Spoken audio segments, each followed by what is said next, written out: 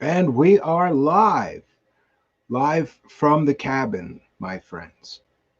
I'm happy to say that we are in the cabin, and hopefully, if all goes well, we are broadcasting live right from the cabin tonight. And I thought it appropriate in this sort of strange wooded place that tonight I'm going to share a sort of personal story that began some time ago.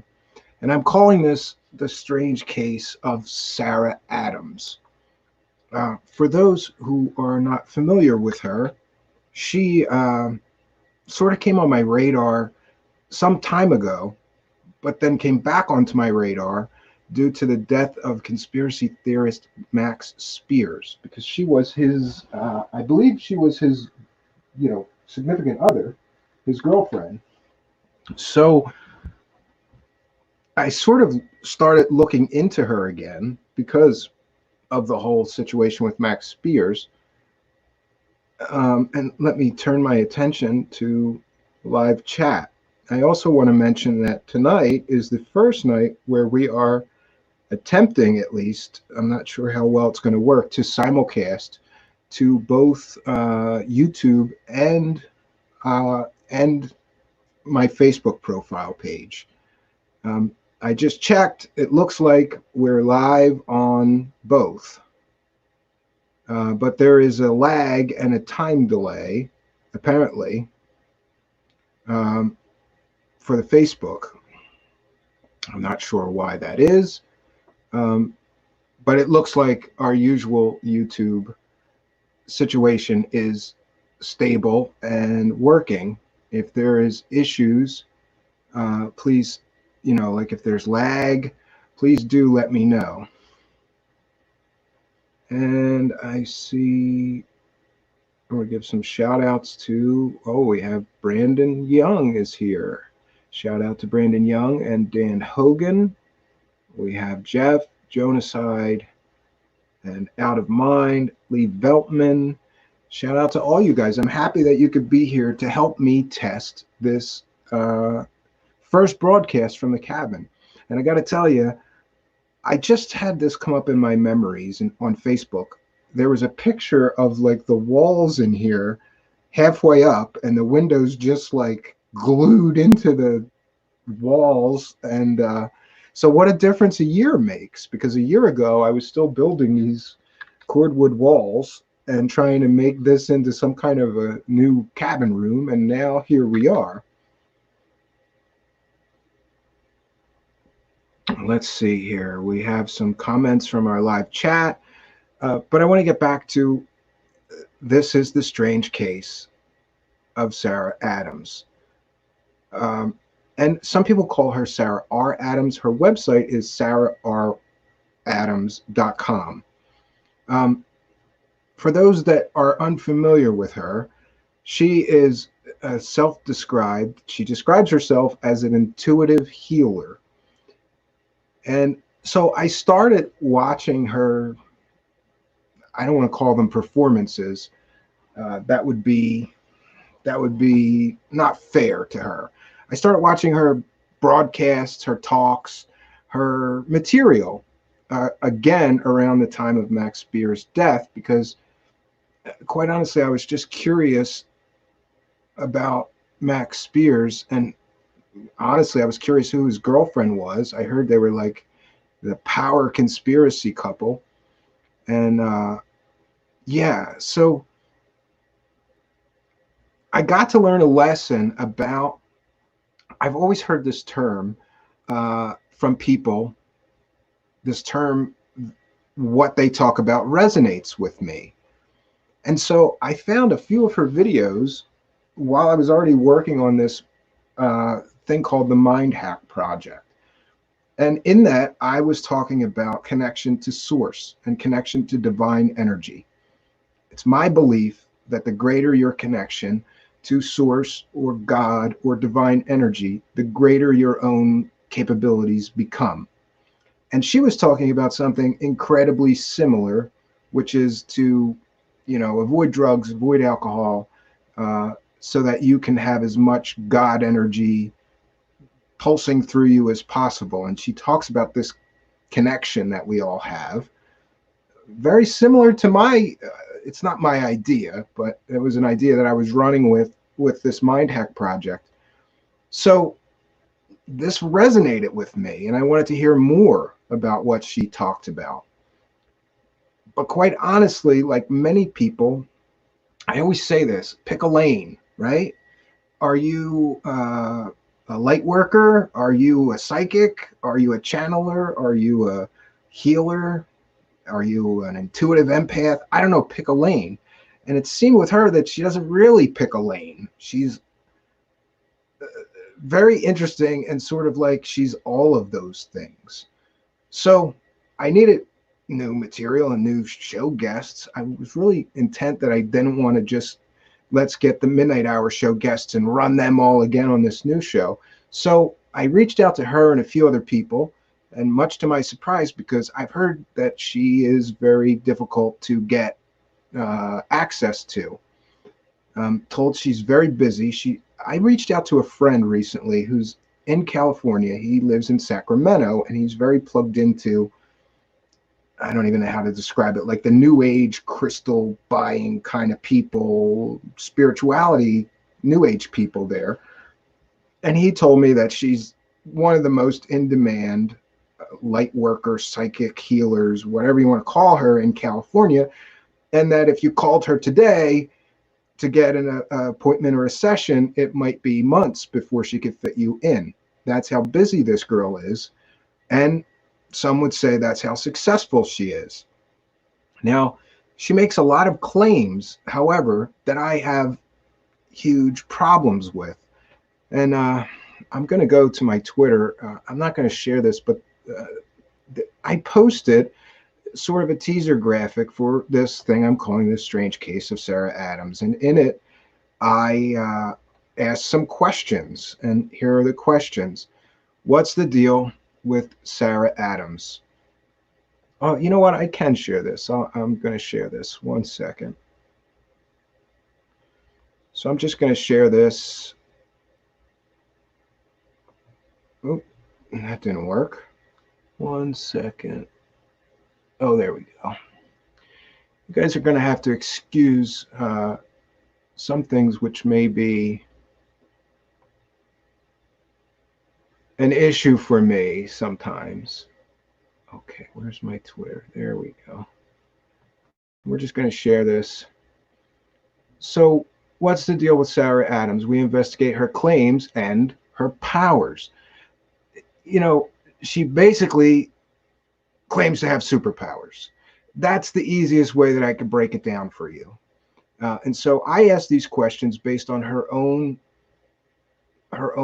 sort of claims of things that she does for her clients. So I asked, can she really repair your DNA?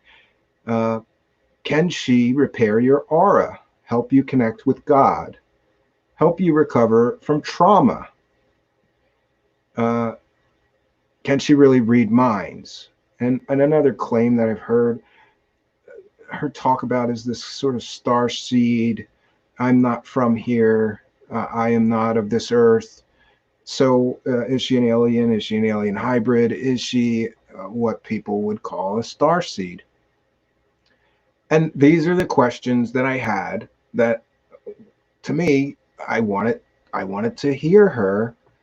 I wanted to explore her making these claims and how valid are her claims. And much to my surprise, she returned messages to me. And I got to tell you also, if people don't know my history, I sort of make it, it was a hobby, I guess, for a while, that I would go see every psychic, every medium that I could find, or somebody would tell me about one. And having a background in stage magic, I did a mentalism show for a while. For those that don't know, a mentalism show is kind of like a psychic show, but everybody knows that the person is a magician. They're pretending. But mentalists will do things like hypnosis, mind control, bending metal. I've done a show that was centered around being that kind of a character. I can spot the trickery that most fake psychics use a mile away. So I would go visit these psychics, try to find a genuine one. For my entire life, I'd wanted to find somebody that claimed they had supernatural abilities that was real. Folks, I've seen hundreds, talked to hundreds of psychics, had readings from psychics. My wife and I used to go together and even work together to try to bust them and see if they were, frauds. And my wife was very familiar, having been my stage partner, also with all the trickery involved. And even she could pick it out without me even helping. Most of the time, these fake psychics use a few common techniques. They use magic tricks to convince people that they can read their minds. They use cold reading. And most of these psychics, when you really press them for proof of their claims of their abilities, will shrivel up and say, you're just not a believer. Nothing will convince you. They have a defense mechanism. But Miss Adams, to her credit, I think that she knew, because we have some friends in common, of my rather skeptical attitude towards psychics and people that claim to have supernatural powers or abilities. So she said, I'd be happy to call you and give you, a session at no cost, and I'll be able to manipulate some things, and you'll walk away, and you'll know that I'm genuine. Now, this, my friends, is too good to be true for somebody like me. So I said, yeah, So last night, it was late last night, she called me, and she ran me through a lot of different things in this session. I don't even know how to describe it, but basically in this session, she told me that she was repairing my aura, aligning my chakras, removing bad energy. And one of the things that I found most strange was that she was telling me, I want you to think about all the trauma in your life, everything that's ever been painful since your childhood, every time somebody's hurt you, every time you were sad, every time you were in pain or suffering, and imagine it going in this big black bubble. And okay, now I'm going to take the bubble and fly it to the sun, and it's gone. It's incinerated. All your past traumas are gone. And that seemed a little strange to me, that she could claim that she could remove people's trauma that quickly. And it was very uncomfortable at first. The beginning of this session, that's kind of where this session started. And I have to say, I wanted to record this, but I was shy about asking her to record this session because I don't know her well enough, and I wanted to build her trust and genuinely find out if she was real or a fraud like most other fake psychics. So I didn't either record it without asking her, because I thought that would be a violation of trust, and I didn't ask her to. But someone reminded me that she did a very similar session that she did for me when she was on another show, another person's show. And I found that, and we are going to cite fair use. And this is from her appearance and interview on the Kevin Moore show. And I have it queued up, so let me see if I can't. We're going to share that screen. Now, I have to say that there were some distinct differences between the session that she did for him and the session that she did for me. Most specifically, and of most importance, is that the beginning, when she started the session with me, was much longer. When we're going to show this Kevin Moore clip, she just tells him, I'm going to work on your energy or something like that. I need you to close your eyes. And then she pretty much goes right into a similar session that she did for me. The difference is, in my session, this was a little more drawn out. Close your eyes, clear your mind, make your mind a blank slate, try to focus on my voice. And something about that seems very familiar to me, the way that she was, I don't want to say setting me up, the way that she was preparing me for this experience seemed very familiar to me, but it didn't catch it because I was really intent on having an open mind and experiencing whatever she could show me. So when I play this clip for Kevin Moore from Kevin Moore's show, just please keep in mind that my start of my session was a much longer setup.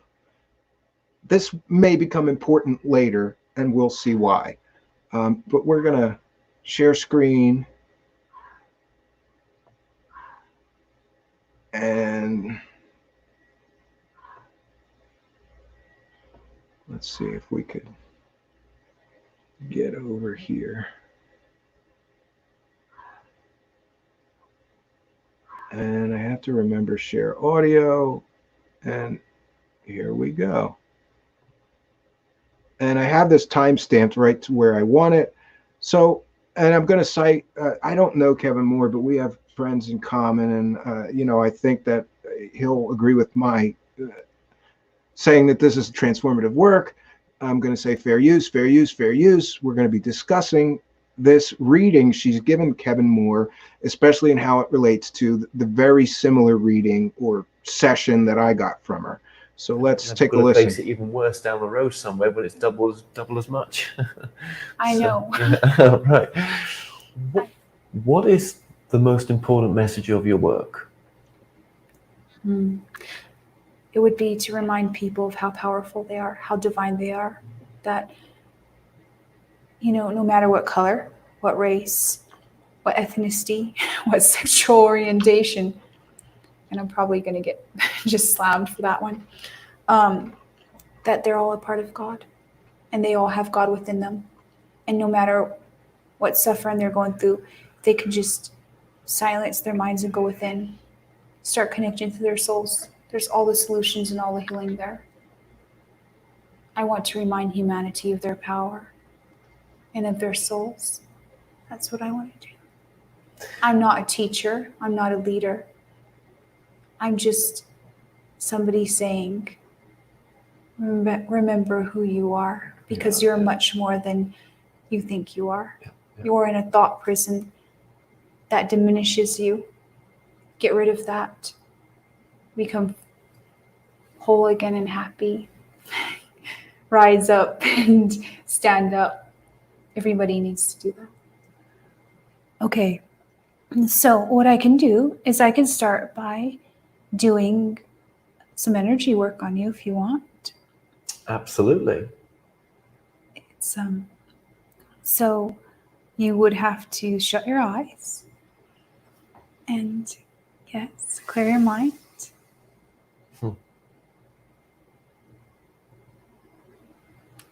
And you will usually feel tingling, warmth, or something else, as energy affects the body on every single level, every cell that there is. I'm just going to work on your chakra system. Please do let me know when you feel it. When I feel it. Mm-hmm.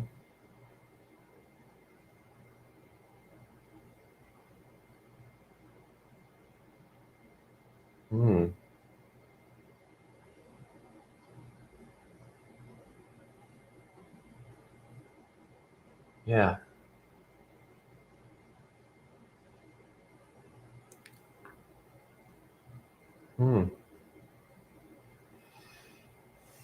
It's like a pulsing a little bit. Yes. God, that's weird.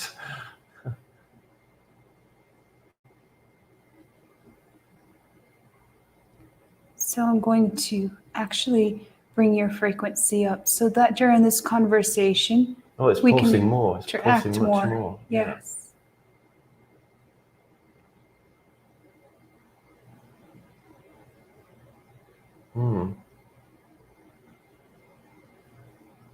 There's part of me that thinks, do I want this, or is this in my imagination? But I've never felt that before. Wow. So I'm just bringing you up in frequency. Good God.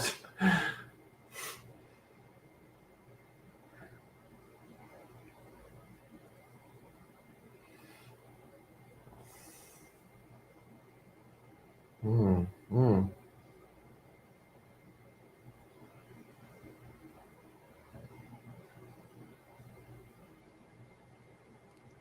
Your aura is changing colors.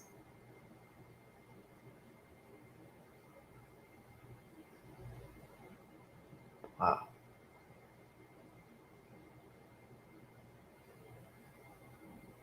How are you feeling? Wow. Yeah. Well, the pulsing, that was amazing. That was amazing. Is that answering your question? I don't know. I obviously can feel what you feel. Whenever we tune ourselves to a higher frequency,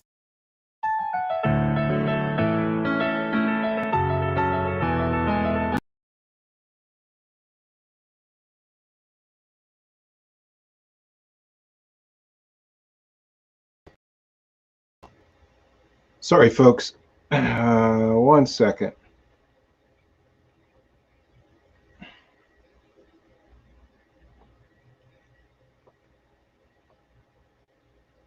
Oh, come on. There we go. I should have clipped that. I'm sorry, guys. Let's go back to the share screen.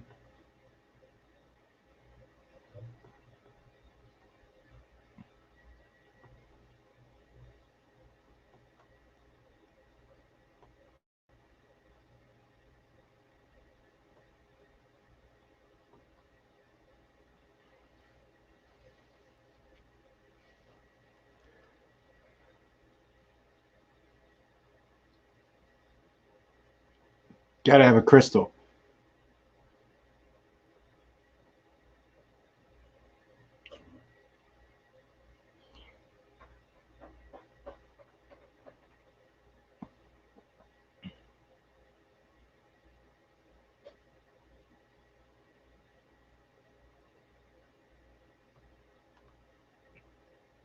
Okay, folks, we're going to stop it there. Now, I do have to say that regardless of what I think about Kevin Moore, it's kind of important just to note that I don't know what to say about Kevin Moore, except that I'm sure he's more of a woo believer than me, despite all of his sort of, Bob Lazar's a fraud and Crazy Cassidy and, Mark Richards, which I agree with him on. But, he's got a channeling website. He's at all the New Age Expo things, and he's a little bit more of a believer. In my case, the beginning was much longer. She did a whole sort of getting me ready for this experience that I was going to have. And one of the things that she told me in private messages before the phone call was that she could make my heart go faster. And she could give me chills and make me feel pins and needles and things like this. So after the initial, like, okay, we're gonna get rid of all your trauma, I was feeling pretty skeptical. And then she started telling me that she was going to work on my aura. And this is something that I kind of had a problem with because I don't know that I believe in auras. Okay, you're going to work on my aura. How can I tell that you're working on my aura? I don't know. Okay, you're working on my aura, lady. Okay. And but I did have this weird sensation start right after she said that she was, sending all my trauma in that black magic bubble into the sun.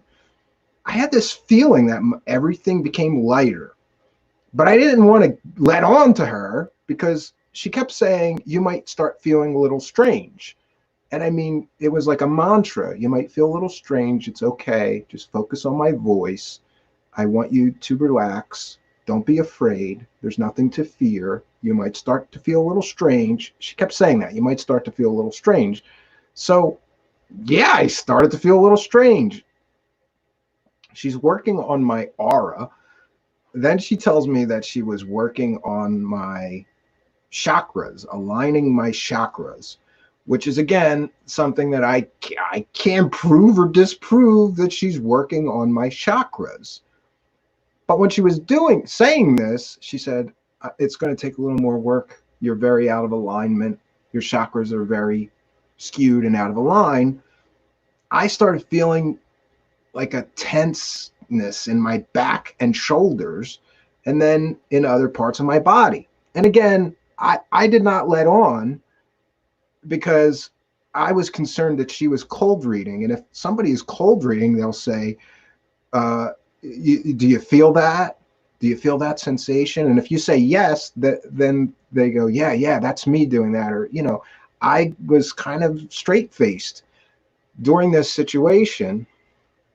And then that's when things got crazier and crazier.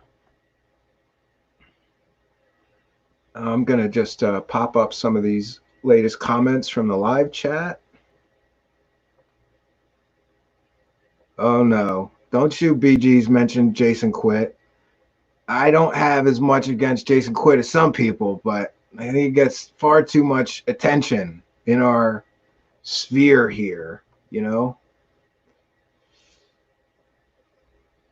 Super V Fun Cat. She's a natural hypnotist or part alien. Well, that may have something to do with it. And let's see. I kind of missed the joke.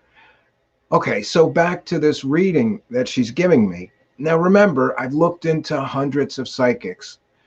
I've never had a physical sensation like I started to have while she was supposedly working on my aura, working on my chakras.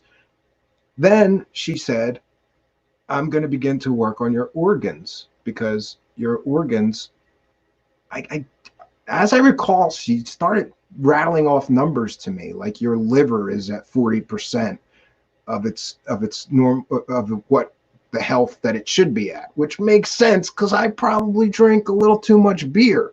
So that one I kind of agreed. Yeah, my liver function is probably terrible. And then she started talking about my heart function, my mind, my brain.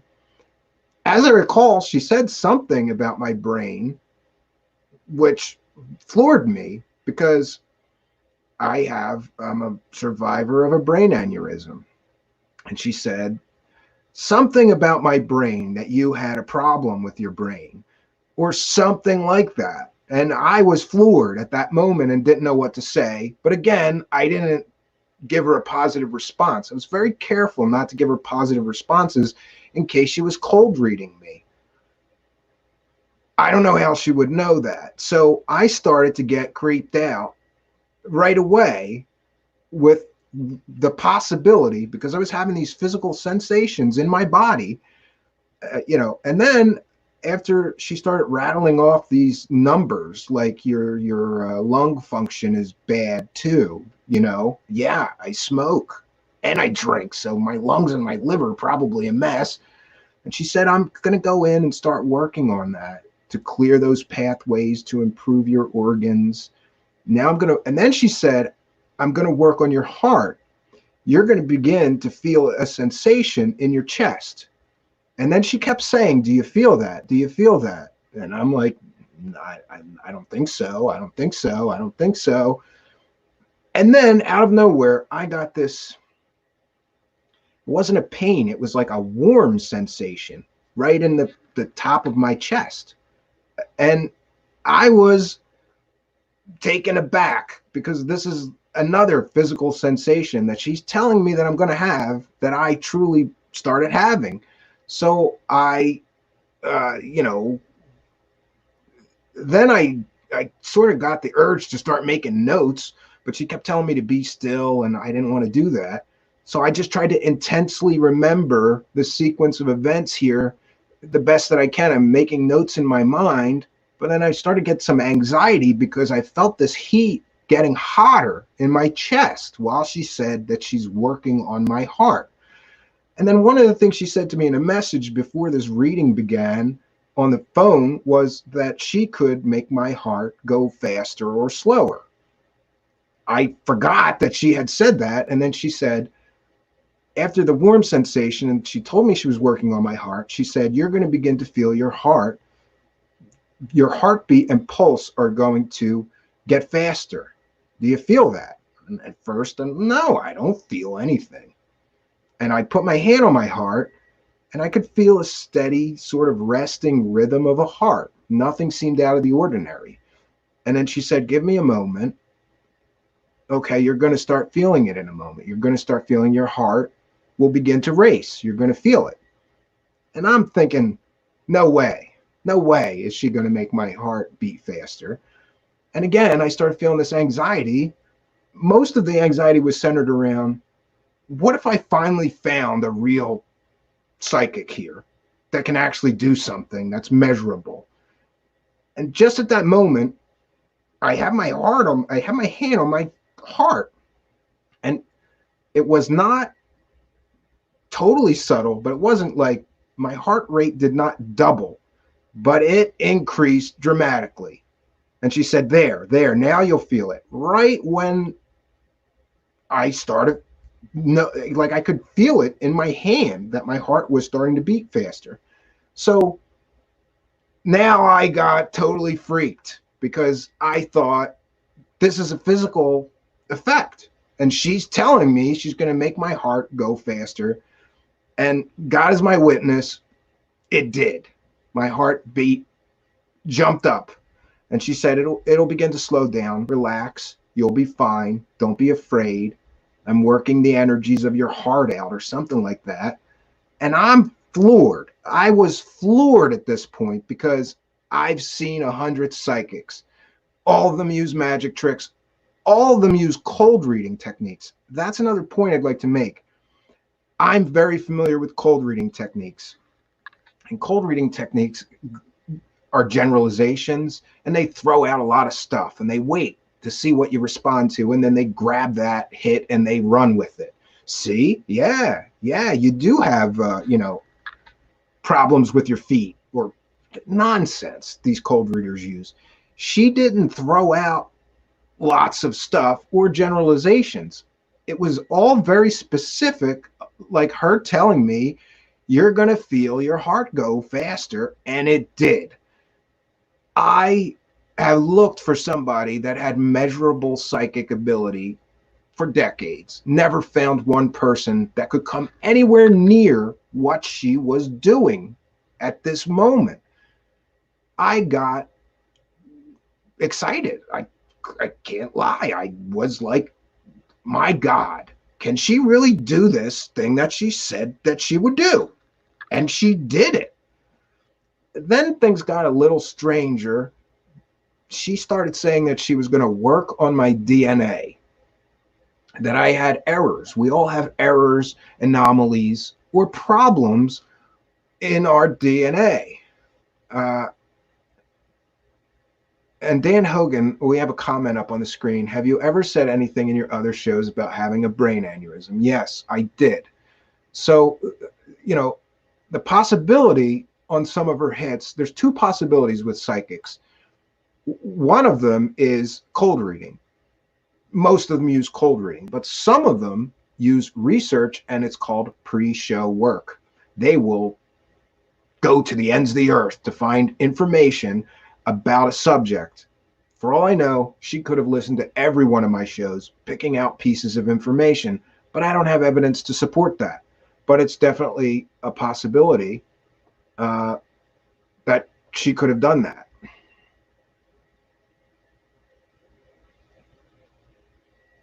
That's scary. I didn't. Oh, Ellen Fox, that's an excellent question. Did she heal your eye situation? A lot of people know because of a brain aneurysm, I have one paralyzed eye. It's called third nerve palsy. And just for the benefit of anybody watching that's always wondering, why does this guy wear sunglasses constantly? It's because I have what most people would call a lazy eye. And it's a chronic condition. It's never going to come back. Ellen, I did not think to ask her to heal that. Maybe I could if I talked to her. But most of her claims of healing me, I don't know. Did she really repair my aura? Did she align my chakras? And the most troubling claim that she makes that I have a problem with is that she repairs people's damaged DNA.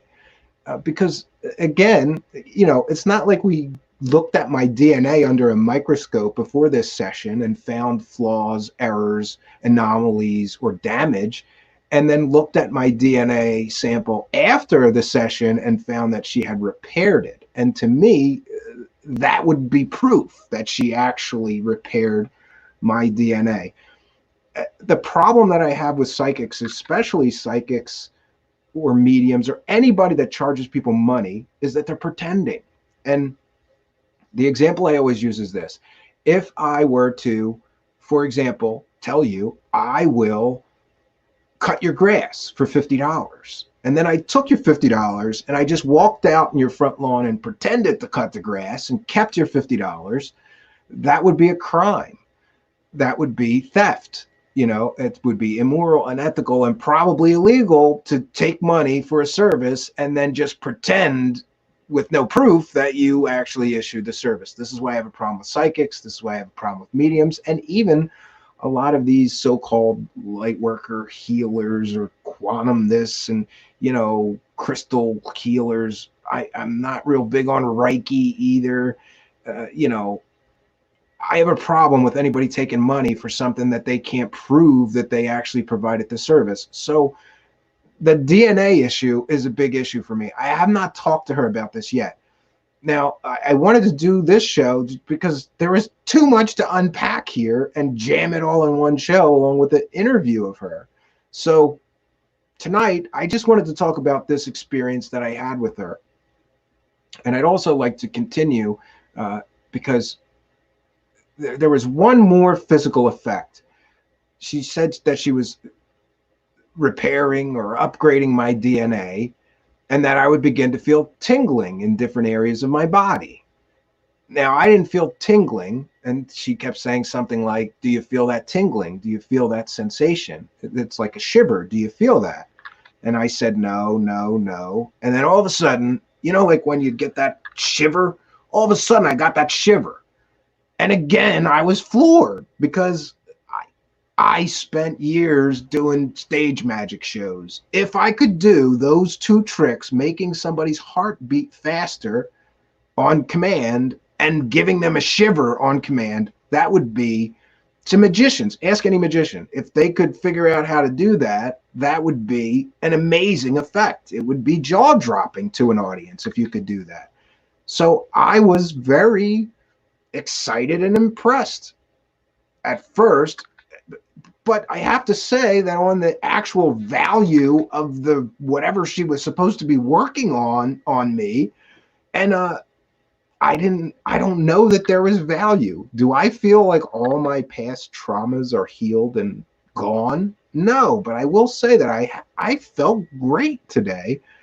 I also had strange, vivid dreams, and she said that I would.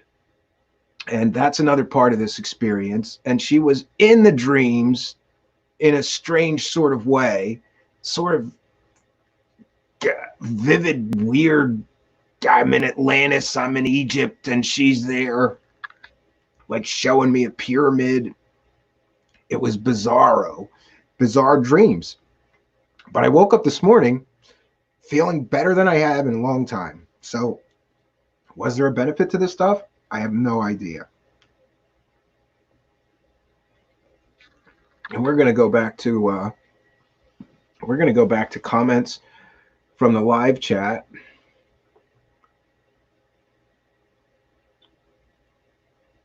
William Pixie, I am not doubting your experiences.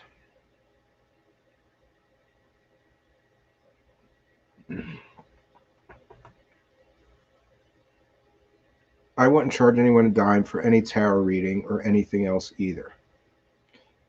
Yeah, Reemsy, I don't know. I'm not really into tarot. I was at one point, but I never charged people money. But I did this mentalism show, and that was kind of like quite honestly, it was for housewives that had too much money.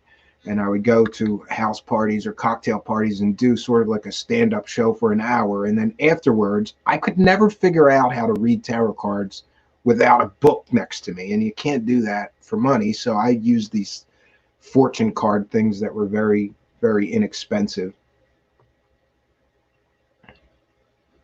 Oh, Peter Wilco. Well, thanks for joining us, Peter, and we'll see you again soon. You have a good night. When miracles are here, Ellen Fox says, when miracles are here, they will be free. Yeah, so the takeaway from this, her working on my chakras and healing me of past trauma, is that I didn't find, so far, I am unconvinced, but I felt great this morning when I woke up, and we all have trauma. Did she heal all my past trauma? No, but I had a very positive attitude today and realized on the drive to the cabin here that I didn't think about any past trauma or pain or anxiety today as much as I probably usually do.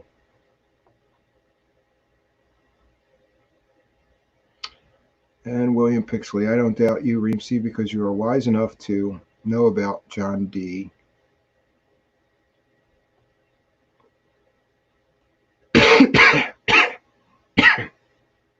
Dan Hogan, I go to see a medium, but I'm not paying any more than 40 or 50 bucks. Miss Sarah Adams is significantly more expensive than $40 or $50. I don't want to say a number that's wrong, so I will ask her what she charges clients when we do the actual interview. Good night, Carol. Night, Carol. You may highly be susceptible to hypnosis.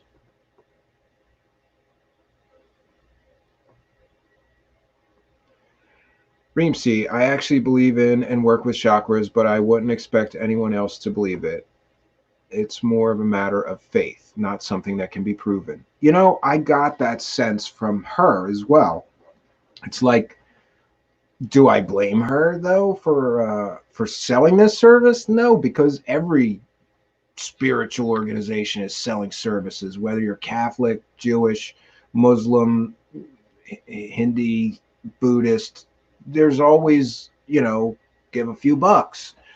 And, like the Catholic, I grew up Catholic, and their rituals, like, for example, it used to be called the last rites, but now it's called anointing of the sick, because we have to change the words to make everything, more pleasant sounding. I don't know. Anointing of the sick and the last rites, whatever. But in the Catholic ritual of anointing of the sick or last rites, you're basically assured a place in heaven if the priest gets to you before you die and administers the last rites, because part of that is he'll take your confession, and then he blesses you on your merry way and anoints you with oil. And the Catholic belief is that if you just get last rites, it doesn't matter what, it's almost ridiculous. Like, you could be a murderer, but if you get last rites, you're still going to heaven, Doesn't make any sense. But Catholics pay the priest. When my father was dying in the hospital, we had to have some money there to give to the priest to do this last rites thing. But my father was very Catholic, and he would have wanted that. So we just paid the money. And do I know that for sure? Well, we got him the last rites. He's going to heaven. No, you have to go on faith with Catholics to say, okay, he might, he guess he's going to heaven because we paid the $100 to the church and we got him the last rites. Jasmine Emmerich, who's very wise about some of this stuff. She says she wouldn't be able to sell it if there were no buyers. I'm not trying to shift blame, but the charlatan cannot sell their snake oil if there are no buyers. Short form of a longer conversation. I agree with you. Absolutely. And just to be fair to her, no, I'm not saying that she's a charlatan or a snake oil salesperson. That's yet to be determined. Let's get back to the experience, though. So, oh, 1 second, folks.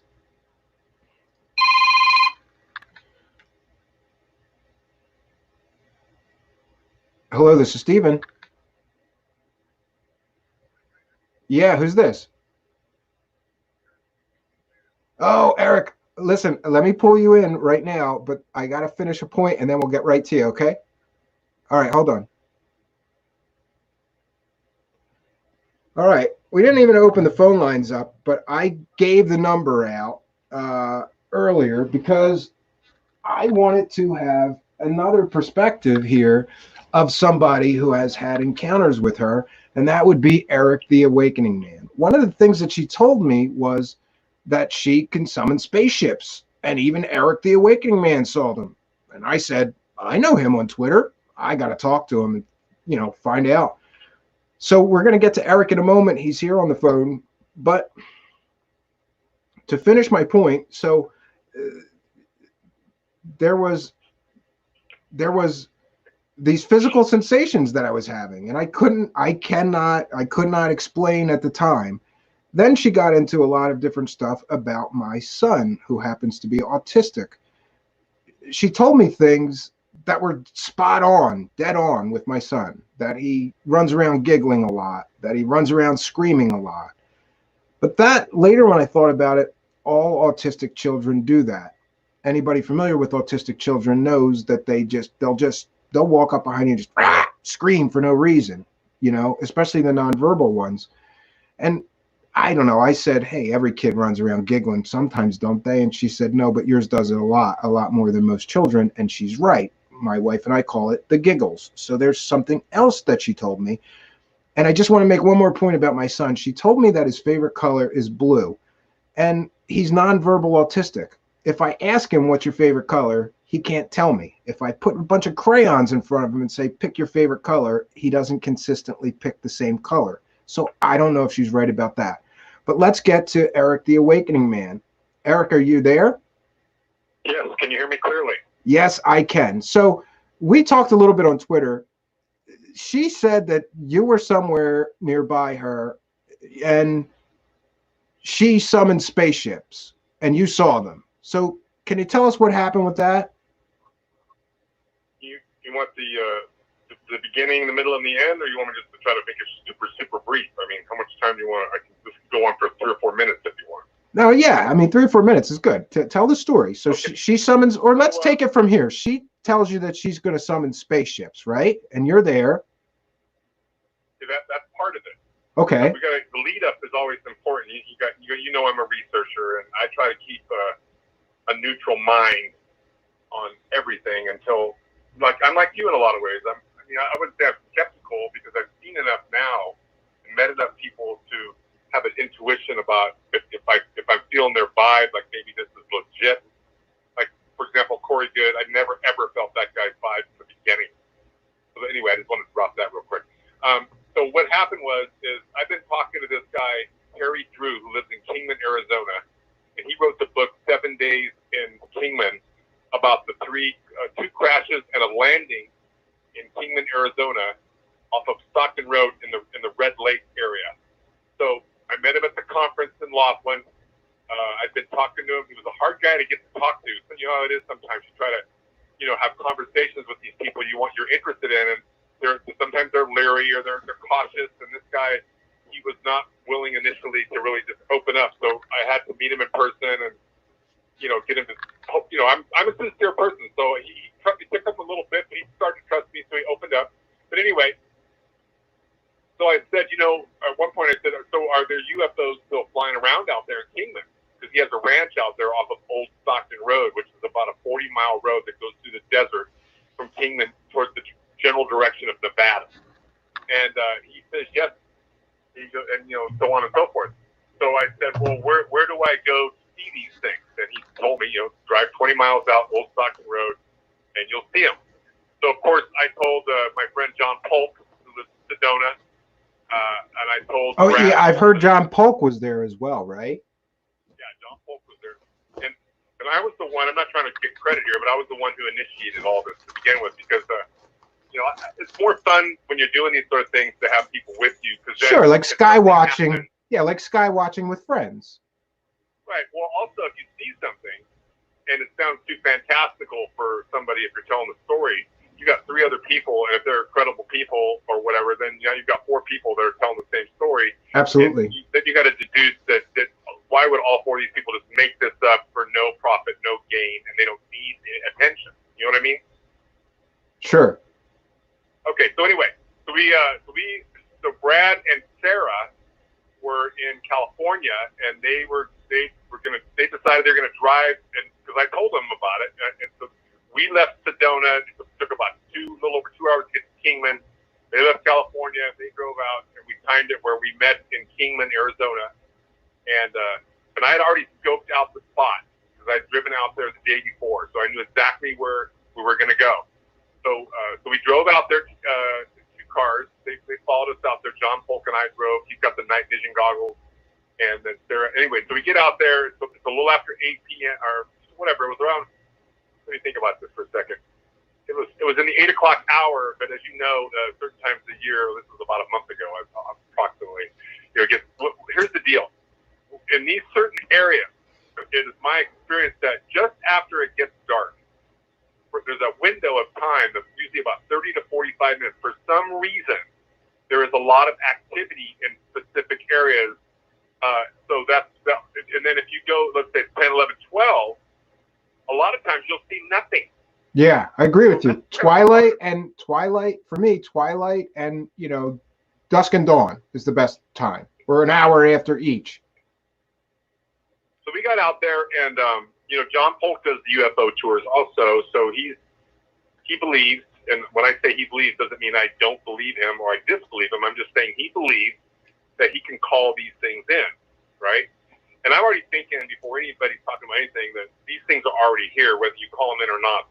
I've already been told they're here. But if you guys want to think that you're calling them in, then great. Maybe you are. I don't know. Just like you were saying earlier, I don't know. Yeah. So we're out there. We have the night vision, and it's completely pitch dark out there. Or black. There's no lights out there. You're in the middle of the desert off this little road, the Old Stockton Road, and these things start to appear, and we're seeing them. And I would say in a period of 30 minutes, we saw no exaggeration, 15 to 20. And some of them you could see with the naked eye. Some of them were so high up that you couldn't see them unless you had the night vision, because of those. For some reason, when you have the night vision, in some instances, there's a light spectrum that's occurring with these things that allows you to see them with the night vision, but you may not be able to see them with the naked eye. But when they're really close, you don't really need the night vision because they're close enough to where they're bright enough and you can see them. So we're seeing these things kind of cruise over back and forth. And in my mind, I'm thinking, okay, I could never promise anybody these aren't satellites. I know they're not planes. I know they're not helicopters. I couldn't tell you they weren't military secret craft because I don't know, but I just know they're moving up back and forth over this one little area. Then all of a sudden, this is where it got really interesting. This one object appeared that was bigger and brighter than the other ones that had been flying back and forth. And right behind it, it looked like in a triangle formation, there was 2 smaller lights that's still visible with the naked eye. And they're flying, and I'll just call it a formation, going towards Nevada. I didn't think about that till now, but that was the direction that they were flying towards Nevada. And I don't know if they were headed exactly in the direction of Area 51. That would be speculation. But anyway, so then we're looking at this thing move, and we're thinking, is that 3 objects, or is that one big object? And we're seeing the 3 points of light with the one big light in the front. I don't know. And this other object that was up higher in the atmosphere appears and starts to come down towards these other 3 lights that are moving. And it looks like it's just going to go right into this light clusters that I'm watching. But then as these other lights move, it kind of goes. It was behind it because you could see that it wasn't going in front of it or through it. It kind of went behind it. But to see all that happen at one time, that's a lot of activity, right? Secret military, or that was fucking aliens, one or the other. Can I say the F word? If I can't, I'm sorry. No, we're okay here. We're independent. You don't have to worry about anything. So anyway, so Sarah was there, and she was describing what was happening, and she was saying, I can't recall everything, but one of the things that she was saying that they have a base in these mountains, and I didn't tell her this. She didn't know this. She didn't know anything about Harry Drew. But I remember she hadn't been prepped about any of this stuff. But she was telling me pretty much the same thing that Harry Drew had already told me privately on phone conversations. And so she somehow picked up on the energy of these things and said that, they've got a base here. And so to me, these things have been flying over in this one mountainous region. I could speculate that it could have been because the mountains have a lot of gold, a lot of crystal and granite, because that is a hot spot for some reason for these things. And then so she's kind of she was nailing it. So yeah, I mean that was just the beginning. So then they abruptly stopped. We didn't see anything for like 15 minutes, and then we just decided, okay, let's go back to the hotel. And hopefully, I don't think Sarah will mind that I tell you this, because she'll probably tell you the details when she talks to you, but I'm going to give the highlights. So we get back to her hotel, and we're sitting there on this she has a nice little place there. We're sitting on the couch, John Polk, myself. I'm sitting next to Sarah, and Brad Olson's sitting next to her on the other side. And all of a sudden, she goes, "Look at me." And I look her in the eyes. I'm not laughing at her. I'm just kind of laughing in amazement. And I'm looking at her eyes, and one of her eyes is the pupil is kind of moving around in almost like a circle. And I'm thinking, I've never seen anybody do this before. This is interesting. And the other eye was moving, I don't know if it was up and down, sideways, but it was moving in a different pattern than the other eye. So she had both her eyes looking at me, moving in some strange way that I've never seen before. Okay, and then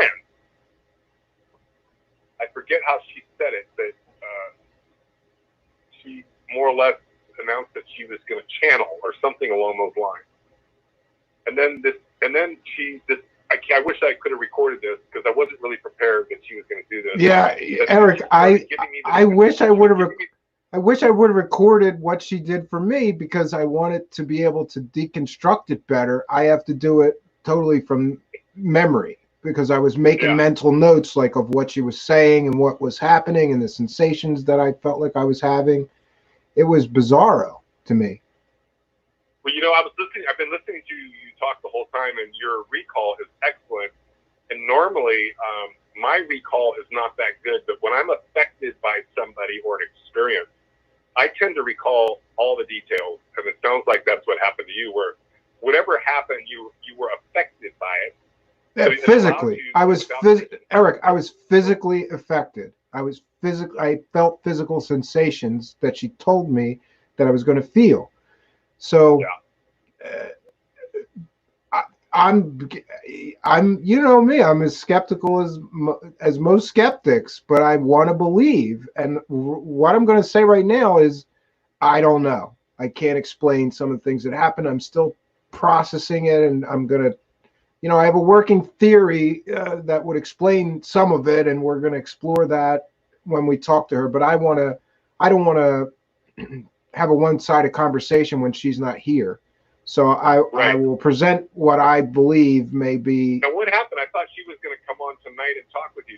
No, it's my fault. I told her that first of all, this is the first broadcast from the cabin, and I was afraid that nothing would work, because we have like the guy had to run a 2-mile line to the nearest connection point in the woods here. So the internet's been working, but I was scared that it wouldn't work well, first of all, and I didn't want to ruin her appearance. And then also there's so much to unpack. So I thought tonight I would just talk about some of the things, some of her claims, the experience that I had show Kevin Moore's experience, and then when she comes on, everybody will have more of a background, and it's more of a deep dive into her and her. The way you're handling this whole series is excellent. I'm impressed, and I'm not just saying that. I'm impressed with how you're. Good. I've been trying to get Eric to come on my show. You never came on my radio show. I kept trying. I'm like, come on, man. Eric is at the center of all this stuff. And what people don't know about Eric is that, like, if there's like paranormal activity anywhere he can drive to, he just hops in his car and goes there and looks into it. And I love that kind of field work, you know? Yeah, that's really the way. Okay, so I do all this because I want to know. And as you know, I don't do radio. I'm not writing a book. I'm not out there trying to publicize myself to make any money, because it's for me. But I share it with my friends and people that want to listen. You know, and if they don't agree with me, I invite them to come out and check it out themselves. And if they don't want to do it, then fine. I mean, whatever. I don't care. This is for, you know, it's for me. Sure. I've learned a lot in 4 years. And so here's the deal, though, is when you start doing this, at first, you're not sure exactly, you know, what's what. But then when you have a series of experiences with a variety of people, then after a period of time, I started to think that, okay, this is legit, in my opinion. Now, I couldn't convince you over the phone or in some radio interview that it's legit. You would have to experience it yourself. And so what's interesting about Sarah, and what Brad Olson told me when he first told me about Sarah, that he met her, and I didn't even know who she was. And he says, you got to meet her. She's remarkable. And I thought, I think that's an interesting word, remarkable. And yeah, I'm going to talk a little bit more about just the conversation that we had that didn't revolve around, you know, this so-called experience that she was going to give to me, because there's a lot of interesting things that she talked about with me that honestly impressed me. One of them was that she has an incredible knowledge of the Bible. And I had 10 years of Catholic scripture study and Bible study and brainwashing, and I know the Bible better than most preachers. I'm very confident in saying that because of 10 years of, you know, we'd have half a day sometimes of Bible study, you know, 4 hours a day for years. So I'm very well versed in the Bible, and I was impressed with her knowledge of the scripture. She can spit scripture like a preacher can spit scripture, and in context, and making analogies that make sense. She would say, like, you know, the Bible says that we are more powerful than the angels, and then she would give me the Bible verse to support her statement, which was impressive to me. But then she's so mysterious. I asked her, did you grow up Christian? And she said, maybe not in this lifetime, but I have, or something like that. That seemed like just an odd comment, you know? So I don't know where she got the intense Bible knowledge that she has, if not growing up Christian, but okay. Yeah. Well, can you hear me still? Yes. Okay. So, I'm going to tell you a little bit because, I have a feeling, because you're smart, you're developing a rapport with her, and you're approaching this in a professional way. I think she will open up and tell you some things, and what she's already told me. And one of the things, I'm gonna kind of dance around a little bit because I don't have her permission, but she was raised in well, I don't know if raised. She was in a military type situation. Let's put it that way. Okay. There is a base in California called Edwards Air Force Base. She did tell me about some of that. Yeah. Okay.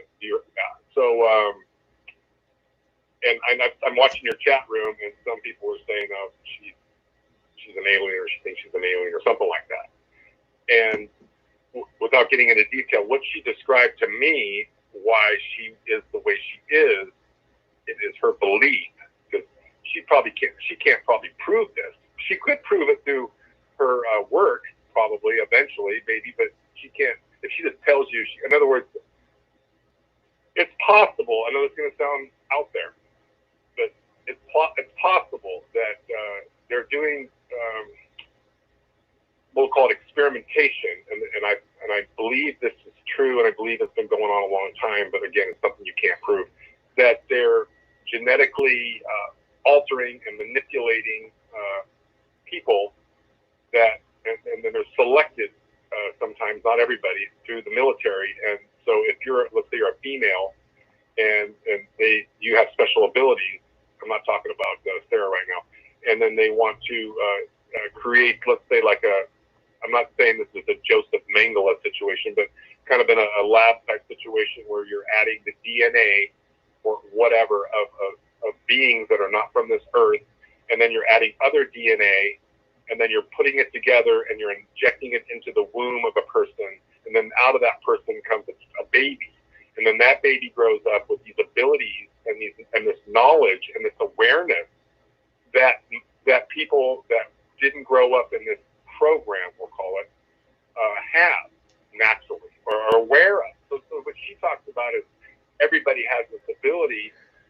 Maybe that's true, but it's definitely an advantage for her in many ways that she's aware of it and she knows how to use it. And I think she was probably taught how to use it. And so that's all, I said it in a nutshell right there.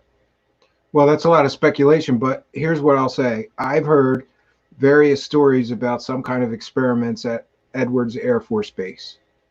Does that make sense? You've heard similar stories, right? Yeah. But experiments involving some kind of alien technology or biological entities at Edwards Air Force Base. And she apparently, I don't know if it was her father, as I don't recall exactly, but she had some connection or grew up near that base. Yes.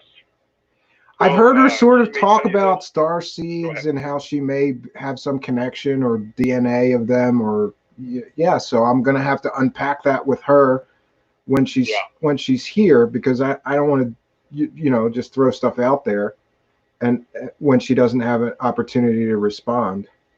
Right. Well, that'll be very interesting when you okay, we'll skip forward. Can I talk to you for another few minutes, or do you want to get Sure, yeah. Okay, so we'll skip forward now. So let's see here, about 2.5 weeks ago, I was in Sedona, and I drove up there to go to Happy Jack, which the 2 weeks prior to that, myself, John Polk, and Raw, this guy's amazing too. That's somebody you might want to talk to at some point. He's got abilities as well. But anyway, and his girlfriend Krista, we went up to Happy Jack, and I filmed some stuff. You might have looked at it already on my Twitter, but these were legit objects. And I was able to actually record them because I put my cell phone up to the night vision and just was able to hold it steady. Anyway, so I wanted to go back there after. That night, I'm kind of going off topic there a little bit, but that night when we were up there, we were hearing sounds that were not human sounds. I don't know what they were, but John and Raw and thought that it was the Bigfoot, which they call the Mogollon Monster up there in Arizona. And I couldn't tell you if it was Bigfoot or not, but that's what they believed. So I went back to go again a second time. I wanted to camp up there again to see if my first experiences would happen again, one of those kind of deals. And then I got sick. And so I was at John's house, and I was supposed to hang out with Sarah and everybody. We're all going to kind of hang out, but I'm laying in bed. I'm getting sick. I'm throwing up. So Sarah comes over to John Polk's house, and she asked permission to heal me, and I said absolutely. So she actually did some things, and she was, putting her hands over me, and kind of like as if she was collecting energy, and then she was throwing it, kind of tossing it. And she did that for a while, and then she got kind of exhausted. Well, I don't know if exhausted is the right word, but she got worn out because she said there was a lot of energy in my gut area that was, I'll just call it negative. That was not healthy, and so she was trying to clear that. And so after she did that, I did feel better, no doubt about it. I wasn't totally better, but I felt better than I did before she did it. So then I thought, okay, maybe I'm going to get better. Maybe I can still go camping. The next day came, and I wasn't really getting better, but I was still better than I was. And I just decided, okay, I'm just going to go home, even though I didn't want to, because I was worried that I was getting really sick, and I wanted to be home if I was going to be really sick. So I drove home, I'm going to wrap it up now. Drove home. So I'm throwing up bad. For 2 days I was throwing up. Got to the point where I was throwing up blood. This was 14 days ago. Okay? And my neighbors hear me throw up, and I'm like, he calls 911. The ambulance comes. They take me to the hospital. So I just got out of the hospital today. I was in the hospital in emergency for 12 days. They did several x-rays and scopes, and they put that camera down into my stomach. And at first they thought that I might have cancer. They thought that there was a blockage there that was causing. That's why the acid was coming up. And they said I had some stuff in my throat. And so they took really good care of me. And I was well enough today to come home. I still can only eat soft and liquids. I can't really have a meal yet because my stomach's still not. It's going to take 3 months for me to get better, is what they said. Yeah, I hope you feel better. So I called. Thank you. I called Sarah today because she was going to come and visit me at the hospital. It's about a 2-hour drive from where she is. And I says, well, you don't have to come because I'm going to come up your way in a few days, and then we'll just go have lunch and we'll talk. But she says, I hope you don't mind, buddy. I hope you don't mind. But I've been sending lots of healing energy your way. And I thought, well, no, of course I don't mind. Thank you very much. But what's weird about this is, okay, this is what's strange. The doctor, the surgeon, would come in every morning in the beginning. And twice he came in 2 mornings in a row. He said, very kind of coldly, it kind of pissed me off, actually. He says, looks like we're going to have to remove your stomach. And then he just walked out, and it's like 7 o'clock in the morning, and I'm not really even awake yet because you can't sleep in the hospital more than about 3 hours because they're constantly. Anyway, so I thought, man, what the fuck's going on here? These guys, they won't really. They've got all these tests. They well, we're going to give you the results on Tuesday, and that was. I'm thinking, why do I got to wait so long, man? But in the meantime, they've got all these fluids in me intravenously and so on and so forth. And I'm slowly getting better, and I got a tube up my nose, down into my stomach, and they're sucking out all the acid to make sure that they said that I had ulcers in my stomach and in my throat. Yeah, I saw that on Twitter. Well, that sucks. That sucks, Eric, but it beats cancer. Yeah, this is definitely, from what I've learned since, this is all, and I let this thing go and not gone to the hospital. It could have turned into cancer. It was like pre-cancer activity happening. So then the doctor comes in yesterday, and the same doctor, he says, he didn't say, I apologize, I was wrong. I'm going to have to remove your stomach after all. He says, well, you don't have cancer, and you don't need surgery, so we're going to let you go home. I'm going, fuck yeah. So somehow, I have a very positive attitude, and I was thinking the whole time that I'm going to get better. I was thinking I'm going to heal. There's no way I'm having surgery. I just didn't want to believe it. But somehow in the background, Sarah, 150 miles away, apparently was doing her thing. So I don't know if she was helping or what percentage of what she was doing was helping me heal. But there was a turnaround that I don't think the doctors were prepared for. That's a true story. Well, that's interesting. So that's another thing to add to the strange case of Sarah Adams. Yep, exactly. All right, well, I'm going to let you go, Eric. I want you to come and do a whole show with me on video soon. Can you do that when you're feeling better? Well, I don't know video, but maybe. But we're just calling it. It's fine. Dive down the Charles Hall rabbit hole, but maybe we can have some fun with that because I got some stuff. Yeah, I got some stuff to send you about that. That would be fun to talk about. We got some stuff to send you. Okay, well, we'll be in touch. Thank you, Eric, for being a guest. Enjoy the rest of your show. I'll talk to you later. All right, thanks, Eric. Feel better. Get some rest, rock star.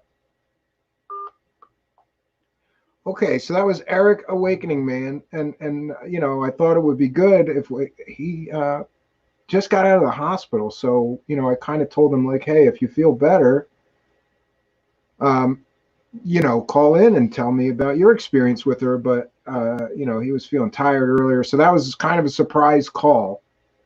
And what we're going to do now is we're going to take a short break, quite honestly, so I can go use the outdoor plumbing. Yes, we have outdoor plumbing here. And no, we don't actually, but I use a tree sometimes. So I'm going to go take care of something, and I will be right back. And then I have two more points to make that are very important. And then we're going to go to the live chat, questions, comments, and you can ask me anything. Oh, and I just wanted to mention, I saw that comment, Solar Marshall. What happened to Stephen Cambion? Ordinarily, he would rip this BS person apart. And you can watch the beginning of the show and hear about the experience that I had with this girl and why I am reserving my usual very skeptical, some would say nasty nature towards people that make these sort of claims. A lot happened with her that I cannot explain. And I want to be fair to her and give her the benefit of the doubt. Now, I have a working theory about how she was able to accomplish some of what I experienced. We're going to unpack that when I have her here to answer questions and see what she thinks about my conclusions. But folks, we're going to be right back.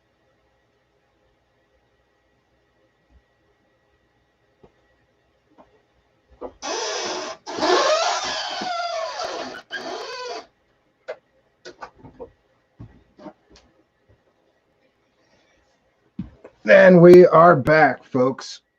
Sorry about that. I think I got to make that break bumper a little bit longer. So what we're going to do now is I have a few final points to make, and I have another thing to share here, and that is a page full of testimonials. Folks, while she, one of the things that she told me was, I have so many clients that it takes months to get a booking with me, and I don't have anything but happy clients. And I thought, well, I don't know that that's a very believable assertion. I mean, there's got to be somebody that gave her the money and thought, no,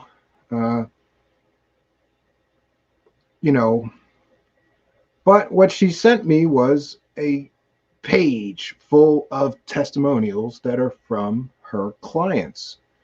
So we're going to look at some of those.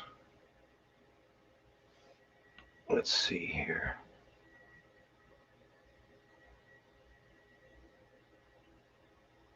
Oh, testimonials.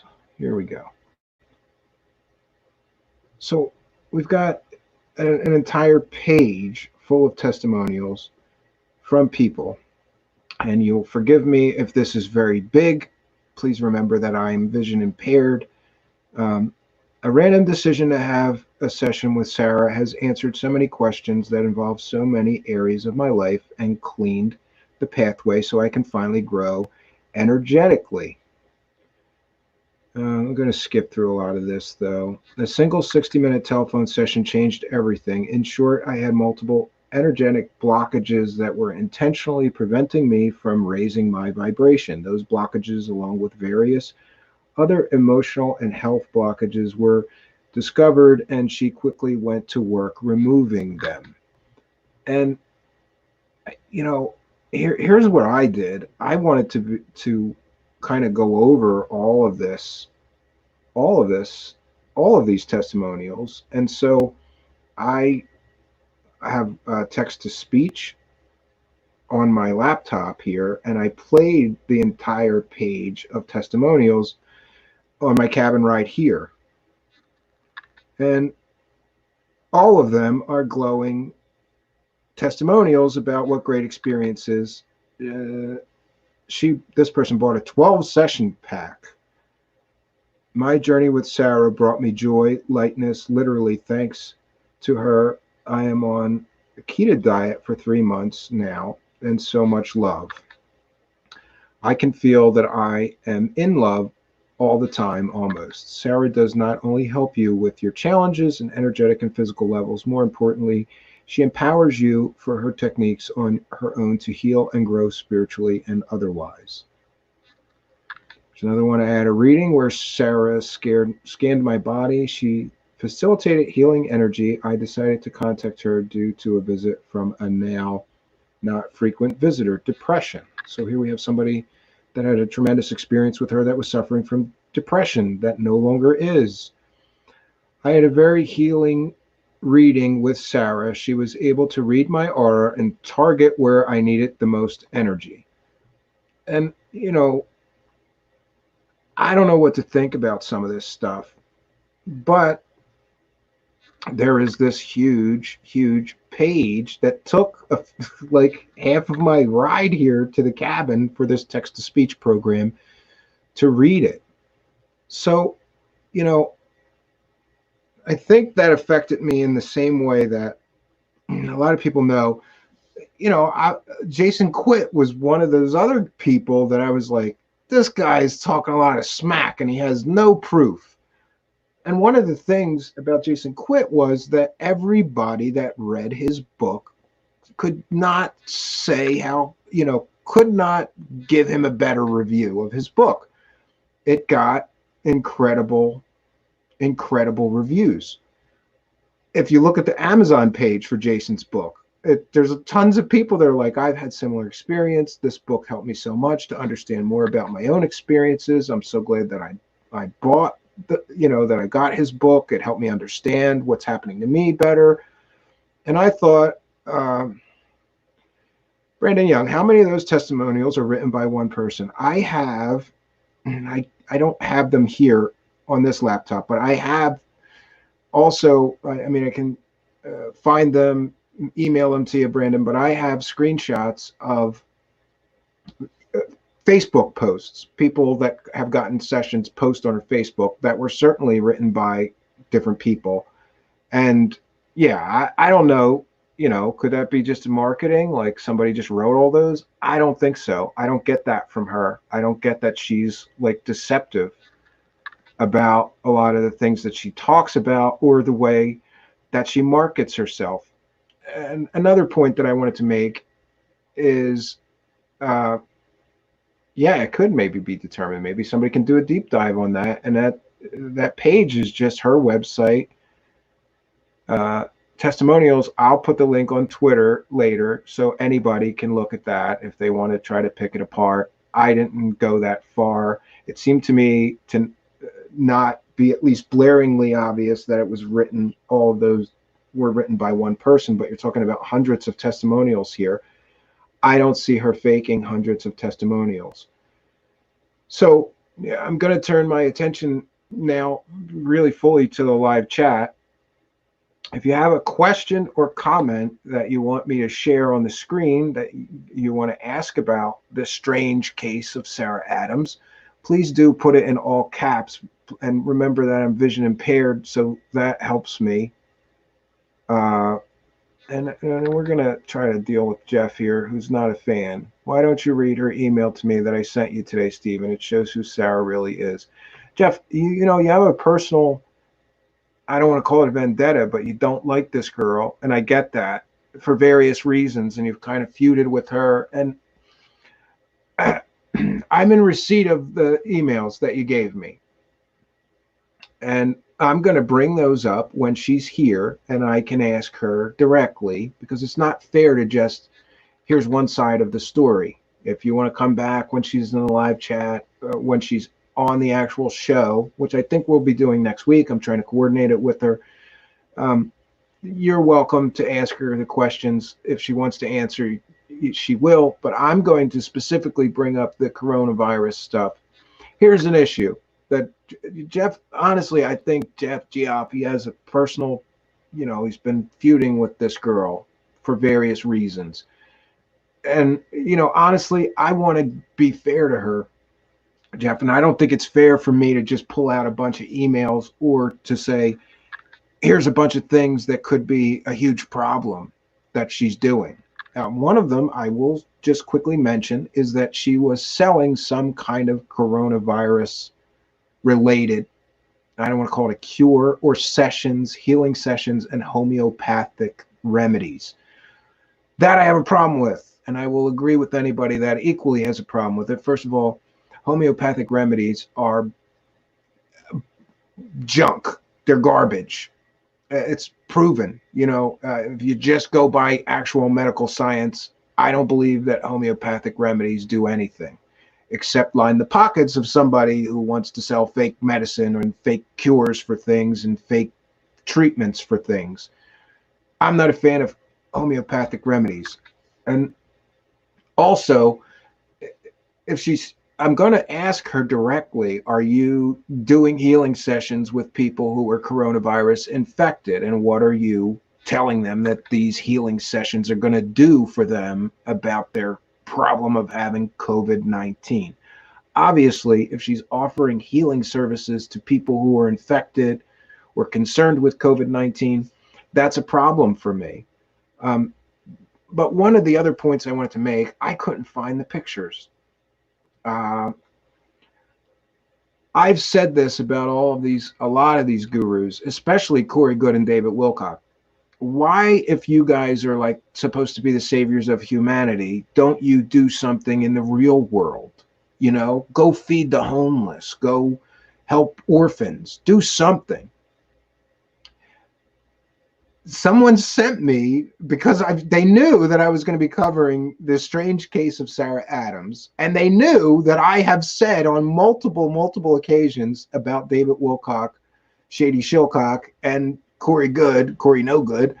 Why don't you go feed the homeless, right? You're so spiritual. You're love and light. We never see you at a soup kitchen doling out soup to the bums or the homeless people.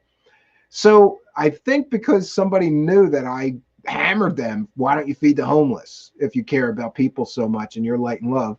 Somebody sent me pictures of this Sarah Adams in Egypt feeding the homeless. Now, she's there on vacation. She didn't have to do that. And I'm not sure of the exact story. As best as I recall from the email, there are people who live in or near the graveyards in Egypt, and they're homeless and they don't have any money and they don't have any food. And Sarah recognized this while she was there, encountered these people, and went at her own expense and bought a ton of food and is handing it out to all these homeless people. Now, one could argue that that might be just for publicity. Look at me feeding these homeless people.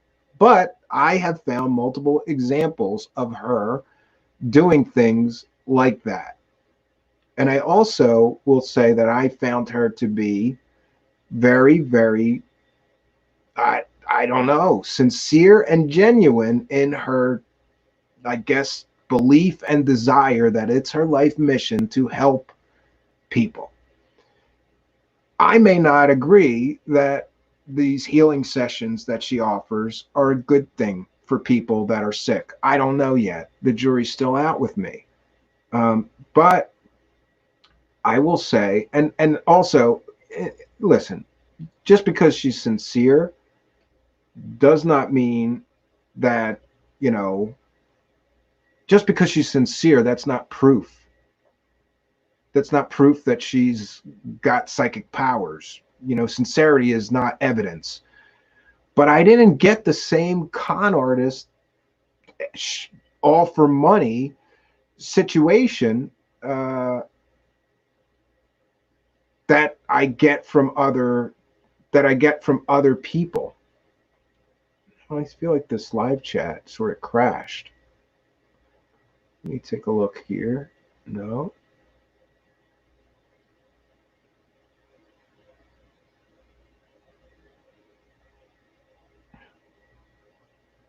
Yeah, I'm getting the comments in the live chat, but it seems to be stuck. Let me try to unstick that.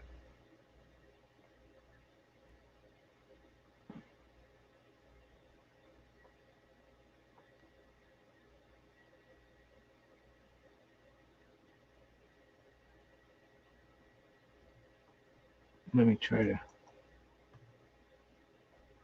post something there. Oh, yeah, friends, the live chat sort of crashed in my StreamYard setup, but I still see that it's still going here in the live chat, of course. Which brings me to another point that I really want to make sure that I make.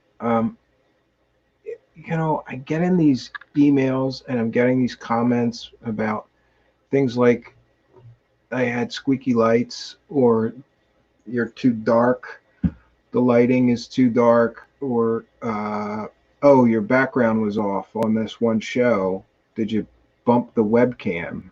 And yes, I did bump the webcam right before the stream started. Oh, there we go. We're back again. Now I think I got you guys back. So, I have a theory here, and that is this. It's especially the people that are used to the Midnight Hour show, my radio show, who are making, and listen, these are constructive comments. If I've got squeaky lights, I should oil them. Yeah, they were cheap Chinese lights. They oil, or they squeak a lot, and I have to try to fix that because I love the lights, but I don't like that squeaking either.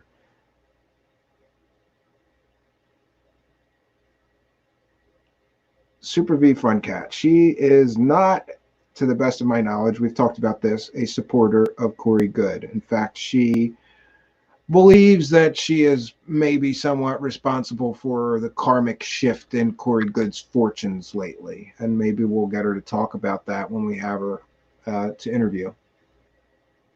Oh, out of mind, it wasn't you. I got like 2 emails about the squeaks. Like somebody said it was unwatchable. I think it was Mario Heat. So I'm sorry, Mario. I'm going to try to fix those lights. Absolutely. Oh, but back to my point. So, yeah, the background's going to be off. The music may be too loud. The lights may squeak. The microphone might not sound great. I'm working on getting a better microphone. And by the way, all of this stuff, the webcam, the microphone, and the software is all purchased from Patreon money that I was setting aside. So thanks to all my Patreon supporters. My point is that I have, oh yeah, the context could be, but I don't think so because she's done many other things, including I have heard from several people in the community. I don't want, whatever you want to call this community, the conspiracy land community, UFO, alien nuts, whatever, that she sent significant amounts of money to when they were in trouble or they needed some help. Somebody lost their home. She sent them a bunch of money, and I don't mean a small amount of money. There's a lot of examples of this that I've been hearing, and here we have Eric in the, oh, don't sweat the small stuff when streaming. It's usually all small stuff. You're right, Lee.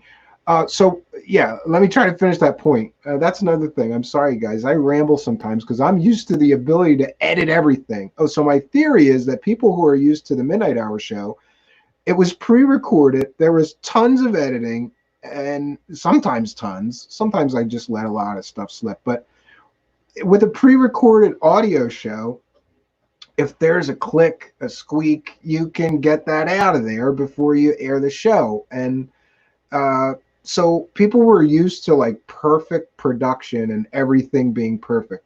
This show is live, so things are going to be different. And I'm calling this warts and all. So you're getting my new show, warts and all.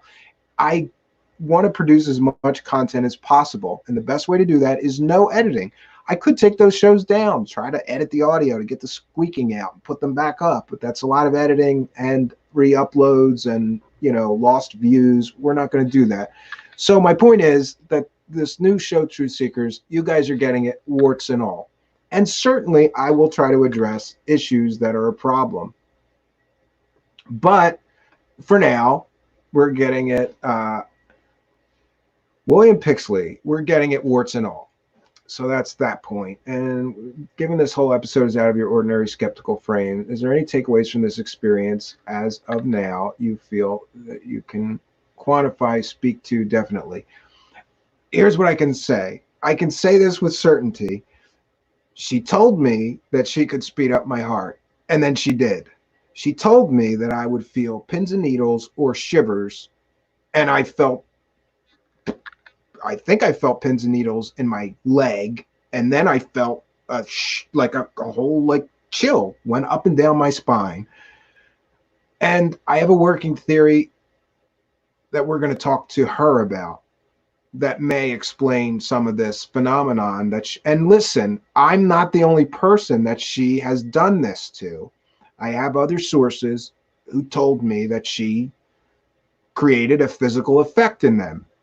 And it's very interesting to me that she's able to somehow do this. And this is another reason that, yeah, I'm dropping my normal skeptical, like just beat them up and that they're frauds and find a way to explain it. I want to get this right.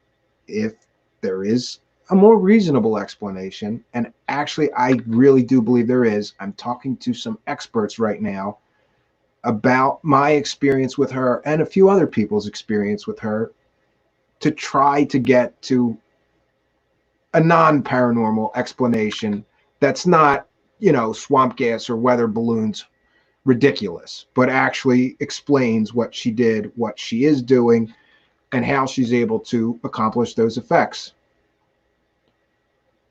Sarah's interesting. I want to see proof that she's psychic and a super soldier. I think that was her boyfriend that was the super soldier. And this is the world that we're in. We have a psychic intuitive healer, and her boyfriend was a super soldier. He's now deceased. May he rest in peace. God rest his soul. The context. I'm happy to be the guinea pig. And, I didn't open the phone lines. If anybody else would like to call in, I'm going to put that phone line in. Might be due to the power of suggestion and not psychic activity. Who knows? Well, there you go, Reemsy. You're coming dangerously close to the explanation that I'm trying to get to, but I have a real expert on the power of suggestion and hypnosis who has to help me analyze what happened and see if we could get to a non-paranormal explanation for these physical effects she was able. And listen, my hand's in my hat here. Everybody knows that I'm such a skeptic that I go, oh, these people are all going to think I went to the woo, and now I'm going to have channelers on next, and super soldiers, and targeted individuals, and we're going to go total woo here. No, but I had an experience that was physical effect. She physically affected me over the phone. I was impressed with her ability to do that. When she told me she was going to do something like that, I went, no, this is going to be good. And I sat there and I was kind of resistant at first to the experience, but this is what happened. And I want to get back for a moment just to my son, because this is an important part of the story too. And somebody mentioned, I've mentioned that I have an autistic son many times. She didn't try to say that she knew by psychic ability that I had an autistic son. I offered that. I said, if you really can heal people, I have an autistic son, and if you could do anything for him, that would be awesome. And that one part kind of threw me, because she said, oh, he screams a lot and he runs around giggling. I discounted that, because if she knows anything about autistic children, she will know that most of them do that, especially the nonverbal ones. But the other thing is that she told me that my son was telepathic and he doesn't speak, but that she could communicate with him. So I go, okay. And she told me she was communicating with him telepathically. And while this is going on, it's like midnight. And I'm sure, for once, that he was in bed sleeping. So that kind of threw me off of my excitement, because I went, okay, well, she's telepathically communicating with him while he's sleeping. Is she able to do that, to telepathically communicate with him while he's sleeping? Okay. And then she told me that his favorite color was blue. Now, I have to tell you, for anybody that has an autistic child, especially a nonverbal one, I don't know what his favorite color is. I wish to God that I did. So she tells me his favorite color is blue. Today, I went to try to find crayons, because if you just ask him, what's your favorite color? No response. I couldn't find crayons, or we have these colors. He can identify colors with these cards we have, these flashcards. You can say, what color? And he'll point to it and he'll say blue. What color? He'll point to it and he'll say yellow. So he does speak a little bit, but it's not much. Couldn't find the cards, couldn't find crayons, but I figured multiple choice. If I give him a choice, maybe he will be able to respond. So today and I got very emotional about this. Today, I took him, and you have to get him very calm when you want his attention. So I try to get him calm and put him on the couch, and I asked him, Zachary, what's your favorite color, yellow or blue? He said, blue. What's your favorite color, red or blue? He said, blue. What's your favorite color, black or blue, white or blue, yellow or blue, green or blue, gray or blue, brown or blue? Every color I could think of. Each time he said blue. And I got very emotional about this because he's 8 years old. He doesn't communicate. I don't know what his favorite color is. If nothing else from this experience, if that's really his favorite color and I got to find that out, I'm glad that I met and talked to this woman. I don't know if she's a psychic. I know that I had actual physical effects happen. And after she talked to me about my son, you know, she told me that I may feel strange effects. I may have strange dreams. Tomorrow she would check in on me, which I thought was a little weird. Like, okay, you just fixed my arm, and tomorrow you're going to check in with me. And she did, and asked me how I was feeling. And I got to tell you that, you know, I don't believe in empaths. But I do believe that some people are more caring and empathetic of others' feelings than others. Maybe there's a scale, right? And some people are just more naturally sympathetic, empathetic. And that's what I get from her, is that she truly cares about the people that she's trying to help. Now,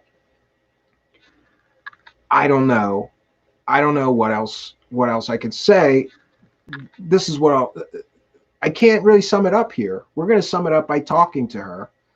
I wanted to unpack my own personal experience with her, invite a few others to talk about their experience with her, so that we could more fully and really get deep with her to try to explore her abilities, her, you know, philosophies. You know, the one problem that I do have, though, is, like I said, pick a lane. Like, she talks about aliens. She says she talks to aliens. She talks to angels. She talks to demons. She told me she talked to, like, one of the 4 horsemen of the apocalypse or something like that.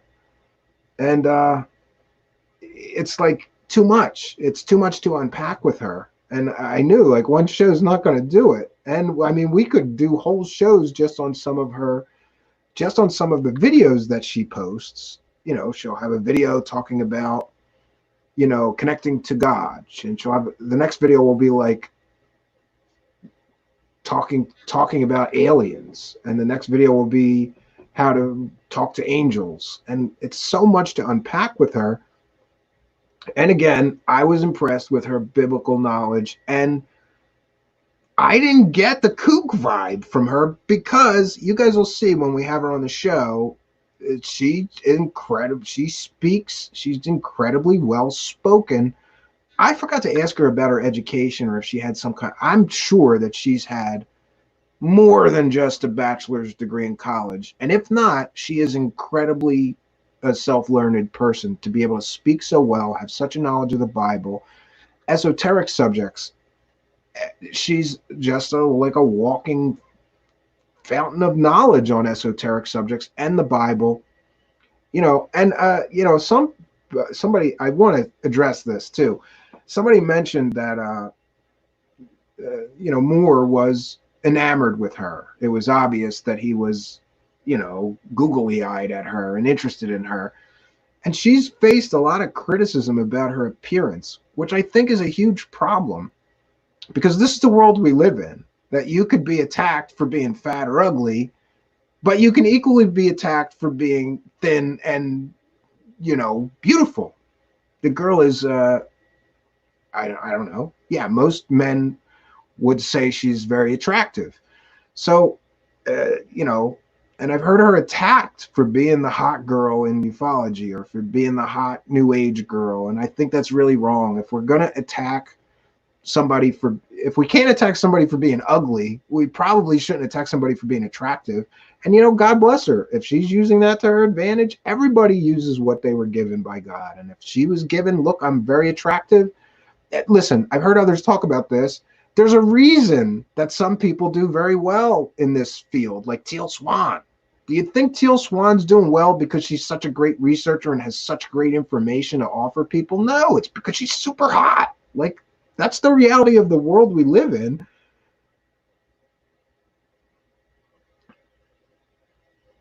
Wacky avians. Okay, Great White Brotherhood and the Tall White Pleiadians aren't the same as wacky avians and Draco reptilians. Lee Veltman, are you an extraterrestrial racist? Are you saying that one is better than the other?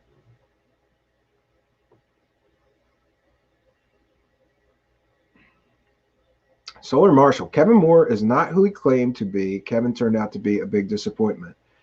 Yeah, you know, there's a lot of that going around, Solar Marshall. I don't know him, never met him, never spoke to him. You know, I probably would like to. We're into a lot of the same subjects, but I don't know what's going on with him or that DVD or what is it, documentary that he's supposed to have produced, like, I don't know, 5 years ago or a couple of years ago now. But I'm one person that, having produced things, knows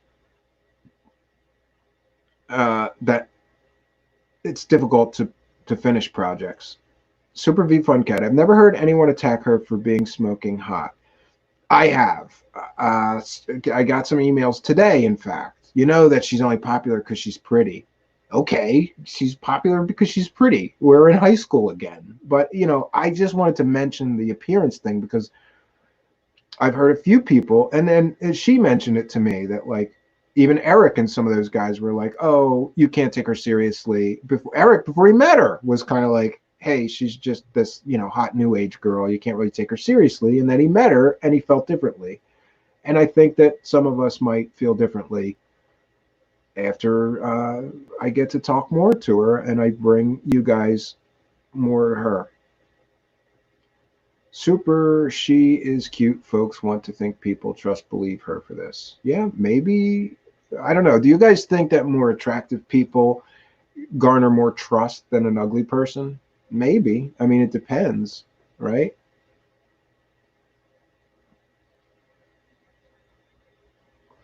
I remember seeing this with Michael Horn and being like, no, Steve, no.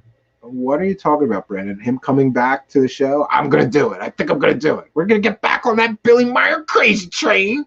And we're going to see Michael Horn, for those that don't know, is Billy Meyer's media representative. And he's been on my radio show previously. And there was this big battle. You know, he freaked out because I gotcha'd him that his main source was a convicted child molester.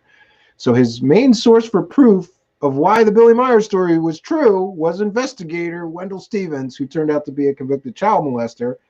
And boy, he did not like me asking him about his child molesting source. So that turned into a huge battle. He went away. You know, I said, I'm not going to deal with him anymore. He wants to come back now because he wants to come back, number one, so I can apologize to him.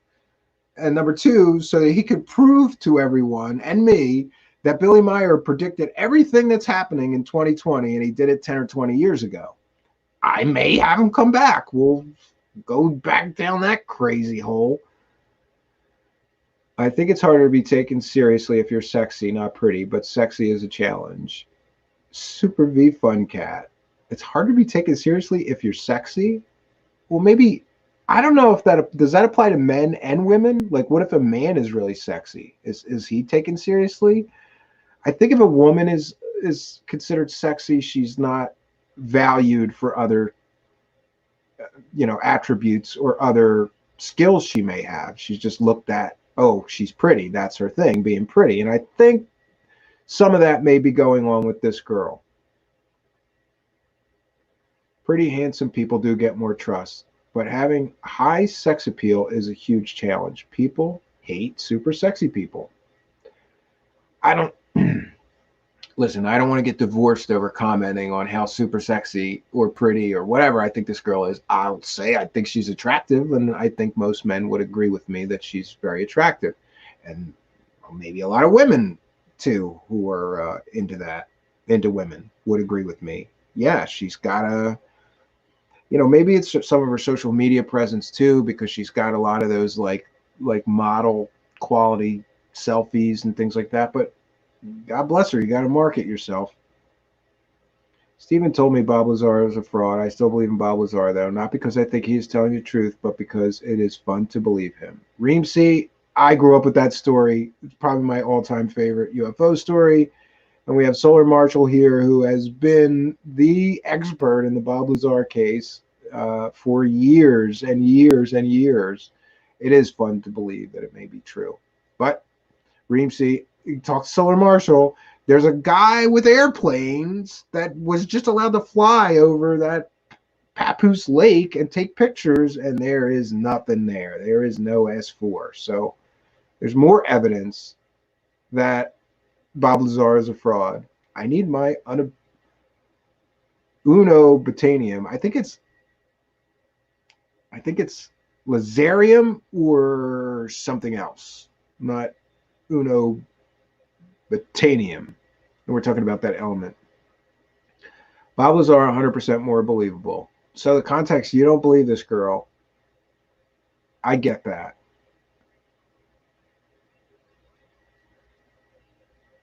C.W. Channer has to deal a lot with this sex appeal issue because it detracts from the message. Yeah, and I always joke that I had a face for radio, so I don't know what I'm doing on a video camera because, man, I was very apprehensive about this. I think I preferred being just a microphone.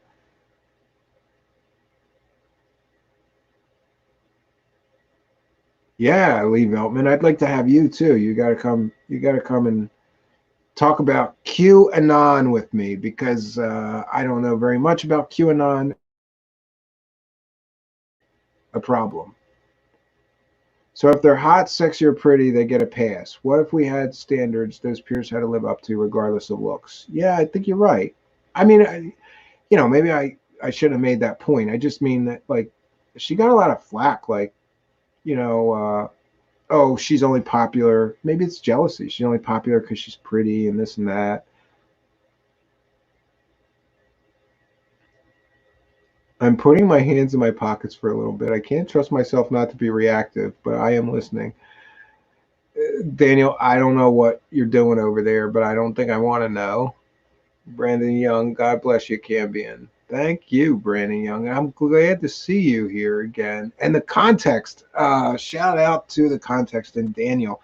He has this Cosmic Con series, and he just did one on Peter Slattery, who's one of my favorites because this guy puts out a picture of the aliens that he talks to, and there's like the Avatar aliens are on there, ET's on there, and I think the Silver Surfer is on there. William Pixley, I'm glad I tuned in tonight. Props, love everyone here. Stay safe, folks. Good, and I'm just gonna check in real quick with the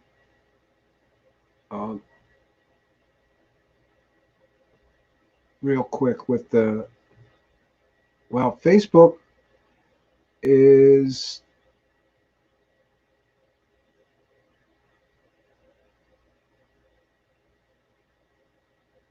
we have some comments from George, which I don't think made it to the live chat. We have George Rizenall who says, love the cabin, Stephen. Nice cabin, Stephen. And is this still live? Yes, we are still here, George. I think the way that this system is supposed to work is that the Facebook comments are supposed to come into my live chat here in my software, and I'm supposed to be able to reply to both. I don't know. Oh, yeah. Is this still live? Yeah. Here we go. It is here. It is coming through. Okay. We have Jasmine Emmerich. I've never seen you and Jiggy at the same place and same time. That may be a whole nother conspiracy theory. Oh, and that reminds me, people send me conspiracy theories all the time. I put something on my Twitter that everybody should try. You type in any 3-digit number and new cases into Google. It's kind of trippy.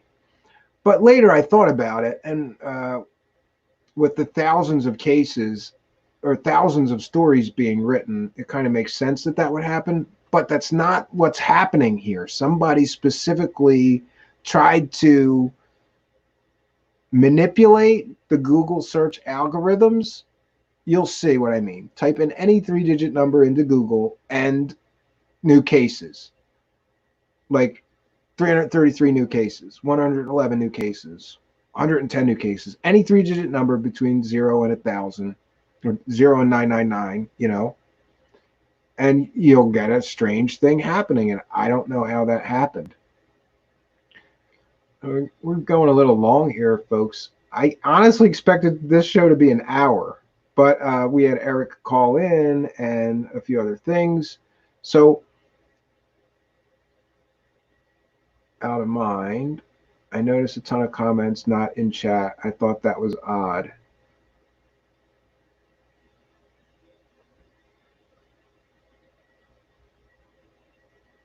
Yeah, I'm not seeing those comments.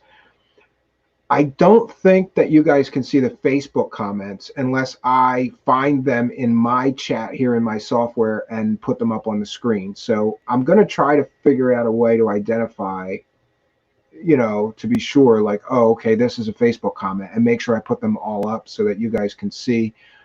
It looks like Facebook, we only had like 7 people watching, but that's 7 more people than usual. So I'll take that. I'm going to, let's see. Yeah, with new cases. I don't see any Facebook comments. Yeah, you won't see the Facebook comments if you're just in the YouTube live chat. Like I said, I have to put them up on the screen here so you can see them. I see them all in my comments section here in my software. It's Facebook comments. That explains it. Yeah, maybe that does explain it. Okay. I don't know if anybody wants to call in, but I'm willing to keep going. And also, I just want to mention that I'd like to produce more content. And we have Rachel Hoffman coming up from Paranormal Expeditions, who's you know, I've been kind of following her on Facebook and her adventures. She runs around the whole country. If she hears about a haunted house, she's got this bus now that she lives in, and she just goes to these haunted houses and films and takes pictures, and she does all the ghost hunting stuff. We're going to be talking to her next week. We're trying to work out the date. And also, I think tomorrow night I might do an Ask Me Anything, because I've never done that, and that would be something kind of fun to do. Let me get back to the live comment chat here. Oh, let's get back to the... We're going to play the live call-in number. The live call-in number, you can call in and just like Eric did and be a part of the show. I don't know if anybody wants to do that, but we're going to play that real quickly, and you guys can call in on our live call-in line and come right on the show. So we'll play that now. If after I play this bumper, if nobody's called in, then we'll just try to wrap things up. We'll be right back. So there we go, folks. Anybody is free to call in. You can talk about this subject that we had tonight or any other subject if you want to talk about your paranormal experience. I'm kind of running out of steam here, but I'm willing to stay if somebody wants to call in. I've got the line here open.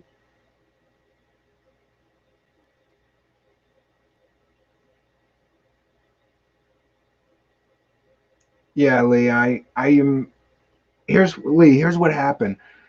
I am a big supporter of free software, so I don't, and I mean free as in freedom, not free as in the cost. I pay for some free software that I like. I contribute to GIMP and a few other things. I don't like pay-by-the-month software. I think I consider it software slavery. However, in this circumstance, I tried working with OBS for a couple of months, and I could get it to do half of the things that I wanted, but not all the things that I wanted. It was very flashy. I could get it to look great with these overlays and these animated graphics, but I couldn't figure out getting the live chat up on the screen, and I couldn't figure out many things, and I went down all these rabbit holes. Good stream. Jasmine Emmerich says, good stream, Steve. Community needs someone who explores different avenues. People can make up their own minds. Of course, I don't understand how people reason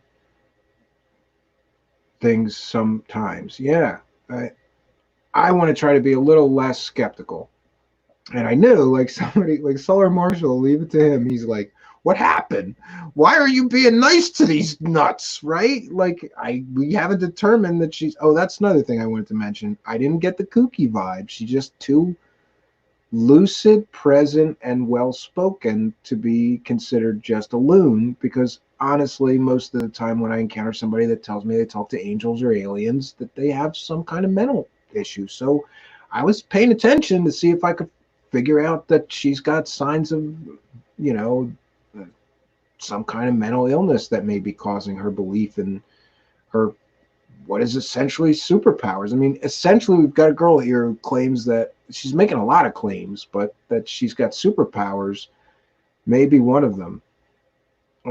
You know, these are not small claims, and extraordinary claims require extraordinary proof. Honestly, like I said it several times, I was floored, especially with my background in mentalism and conjuring or the art of magic tricks, that she was able to get a physical response out of me over the phone, and I'm skeptical.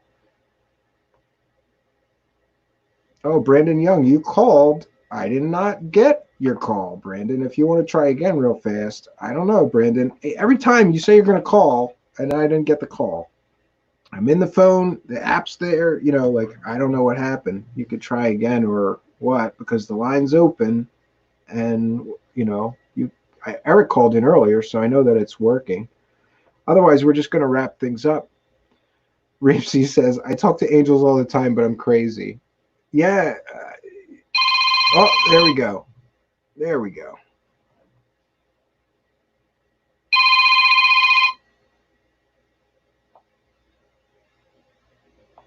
Why is this not working?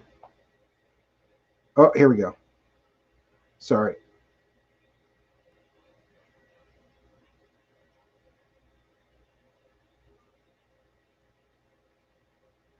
Oh, it dropped the call. Brendan, try again if you want. Sorry about that. She sounds smooth. Again, like everyone else, she needs to show proof. Yeah, that's what I'm looking for from her. How does she propose to prove her claims? Well, Daniel, if you watched the earlier part of the show, I explained that she told me that she was going to do certain things and that I would feel physical effects of it, like she would speed up my heart. And then, honestly, she did. I'm telling you, I felt my heart speed up. Here we go. Let's try this again.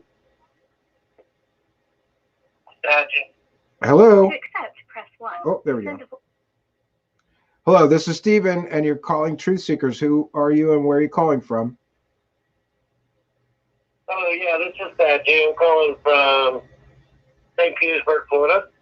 Great. Is it Dean, did you say? Yeah, I go by Satching. My YouTube name is Sagittariusly Speaking. Okay. And what did you have a question or comment? No, a little bit of both, maybe. First of all, I've only really been following you or watching, or listening to you for about maybe 3 or 4 months now.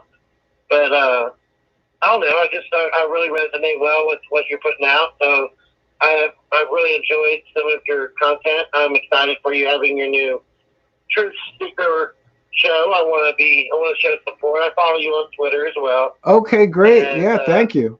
I do have an interesting tale I was going to tell if you want to hear it. Yeah, absolutely. That's what we're here for. That's what the call-in line is for everybody to be a little more interactive, and we want our audience to participate. So by all means, let's hear it. All right, let's see here. How do I start? Okay, this was probably back around 2001, 2002, in that time frame. Maybe a little, now I'm thinking about it, probably a couple years after that, around 2004, 2005, let's do that. And okay. I worked for a railroad, and at the time I lived in Cincinnati, Ohio. And we had a yard, a train yard that was in northern Kentucky, just south of the Queens Gate Yard in Cincinnati. And we called it DeCourcy. And it was... and not far up the hill from there, was an establishment, a bar you may or may not have heard of it before, called Bobby Mackey's. Are you familiar with that place? No, I don't think I've heard of that. Okay, well, it's known in some circles for being a haunted establishment, and it has a long history of paranormal occurrences. And I had heard about it growing up in the area. I mean, I knew some of the lore around it, but I was still rather young at the time. I was in my early 20s, so I really hadn't, gotten around, especially that far south of Cincinnati. So I'd never actually been there, experienced anything, But nonetheless, I got put on a train job where they were doing construction on the train line. And my job was basically just to sit there in my car with a radio and monitor the construction crews. And occasionally they would move out of the way to let a train pass. So I eventually, meandered my way out of the car and started walked over to visit with the construction crew and see what was going on, and just talk to the guys or whatever.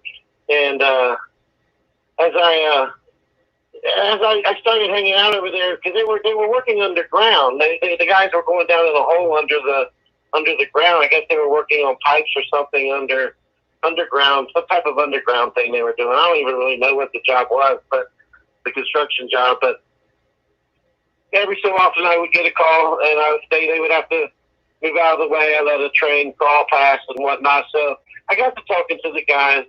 And they started to tell me the history of the Bobby Mackey's establishment, and that it was well known for being haunted. And apparently back in the bootlegging days, they had an underground tunnel that went from the bar slash hotel to the river there, right next to where we were. And they would literally go hide out on a boat whenever the police would show up, so that I guess they wouldn't get caught with their bootlegging or whatever. Their illegal activities. Let's just put it that way. And they proceeded to tell me about all the different people that had died in there, and the foreman on the job was really making light of it. Like he was, how do I explain it? Like he was making fun of the establishment, like it wasn't real, like this, it's just a bunch of mumbo jumbo, and he was really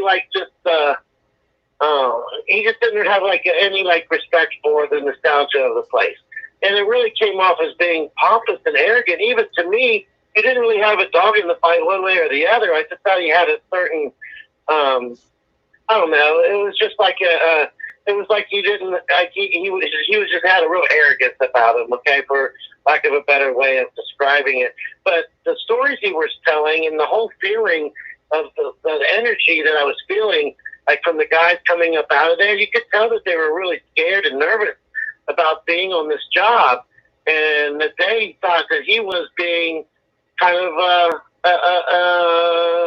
an asshole, okay? So I got the job a second day, and I came back, and that same guy was there, and I just kind of tried to avoid him again.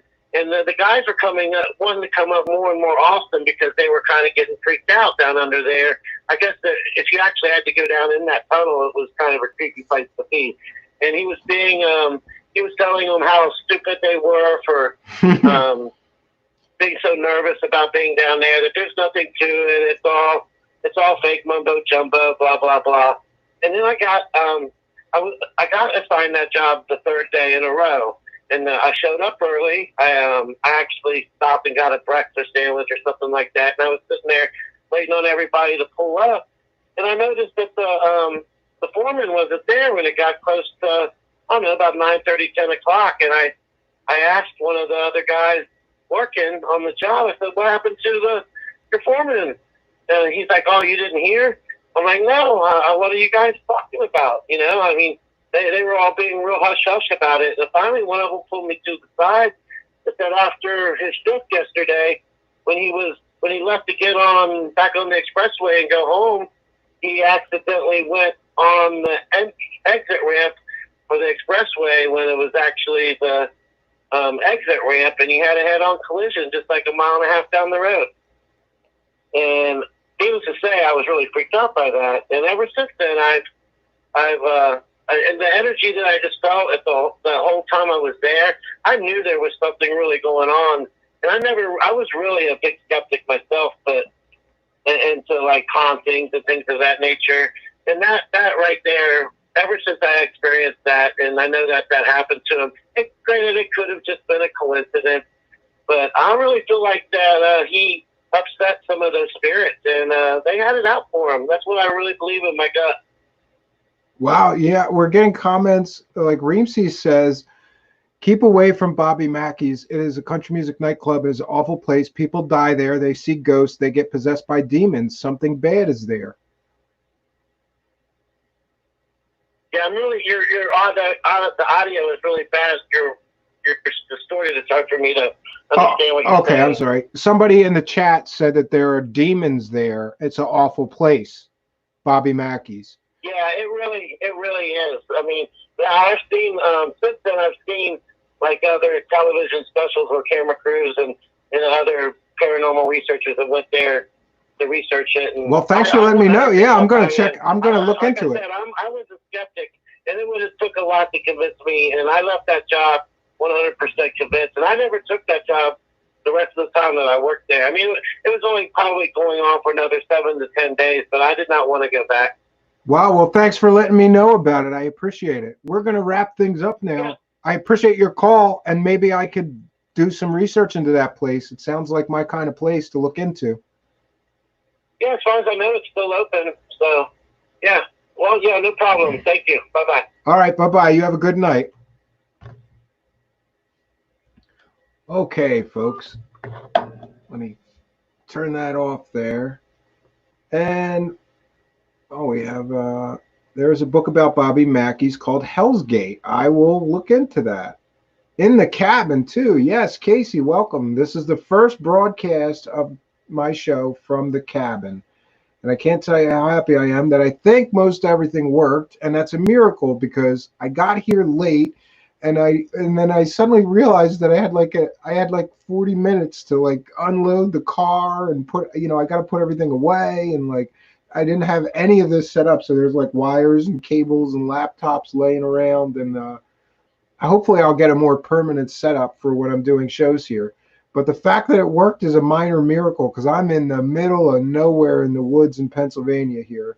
And I want to thank each and every one of you for joining us tonight. Let me get my outro sort of thing. Oh, back to the comments. So I want to thank each and every one of you guys for joining me, especially for this. This is like a special show for me because I've been trying to build this, build this cabin, and I was hoping that we could get internet and I could, do more things here, because lately I've been here 3-4 days a week, and that kills the rest of my week for doing streams and things like that. If we don't get,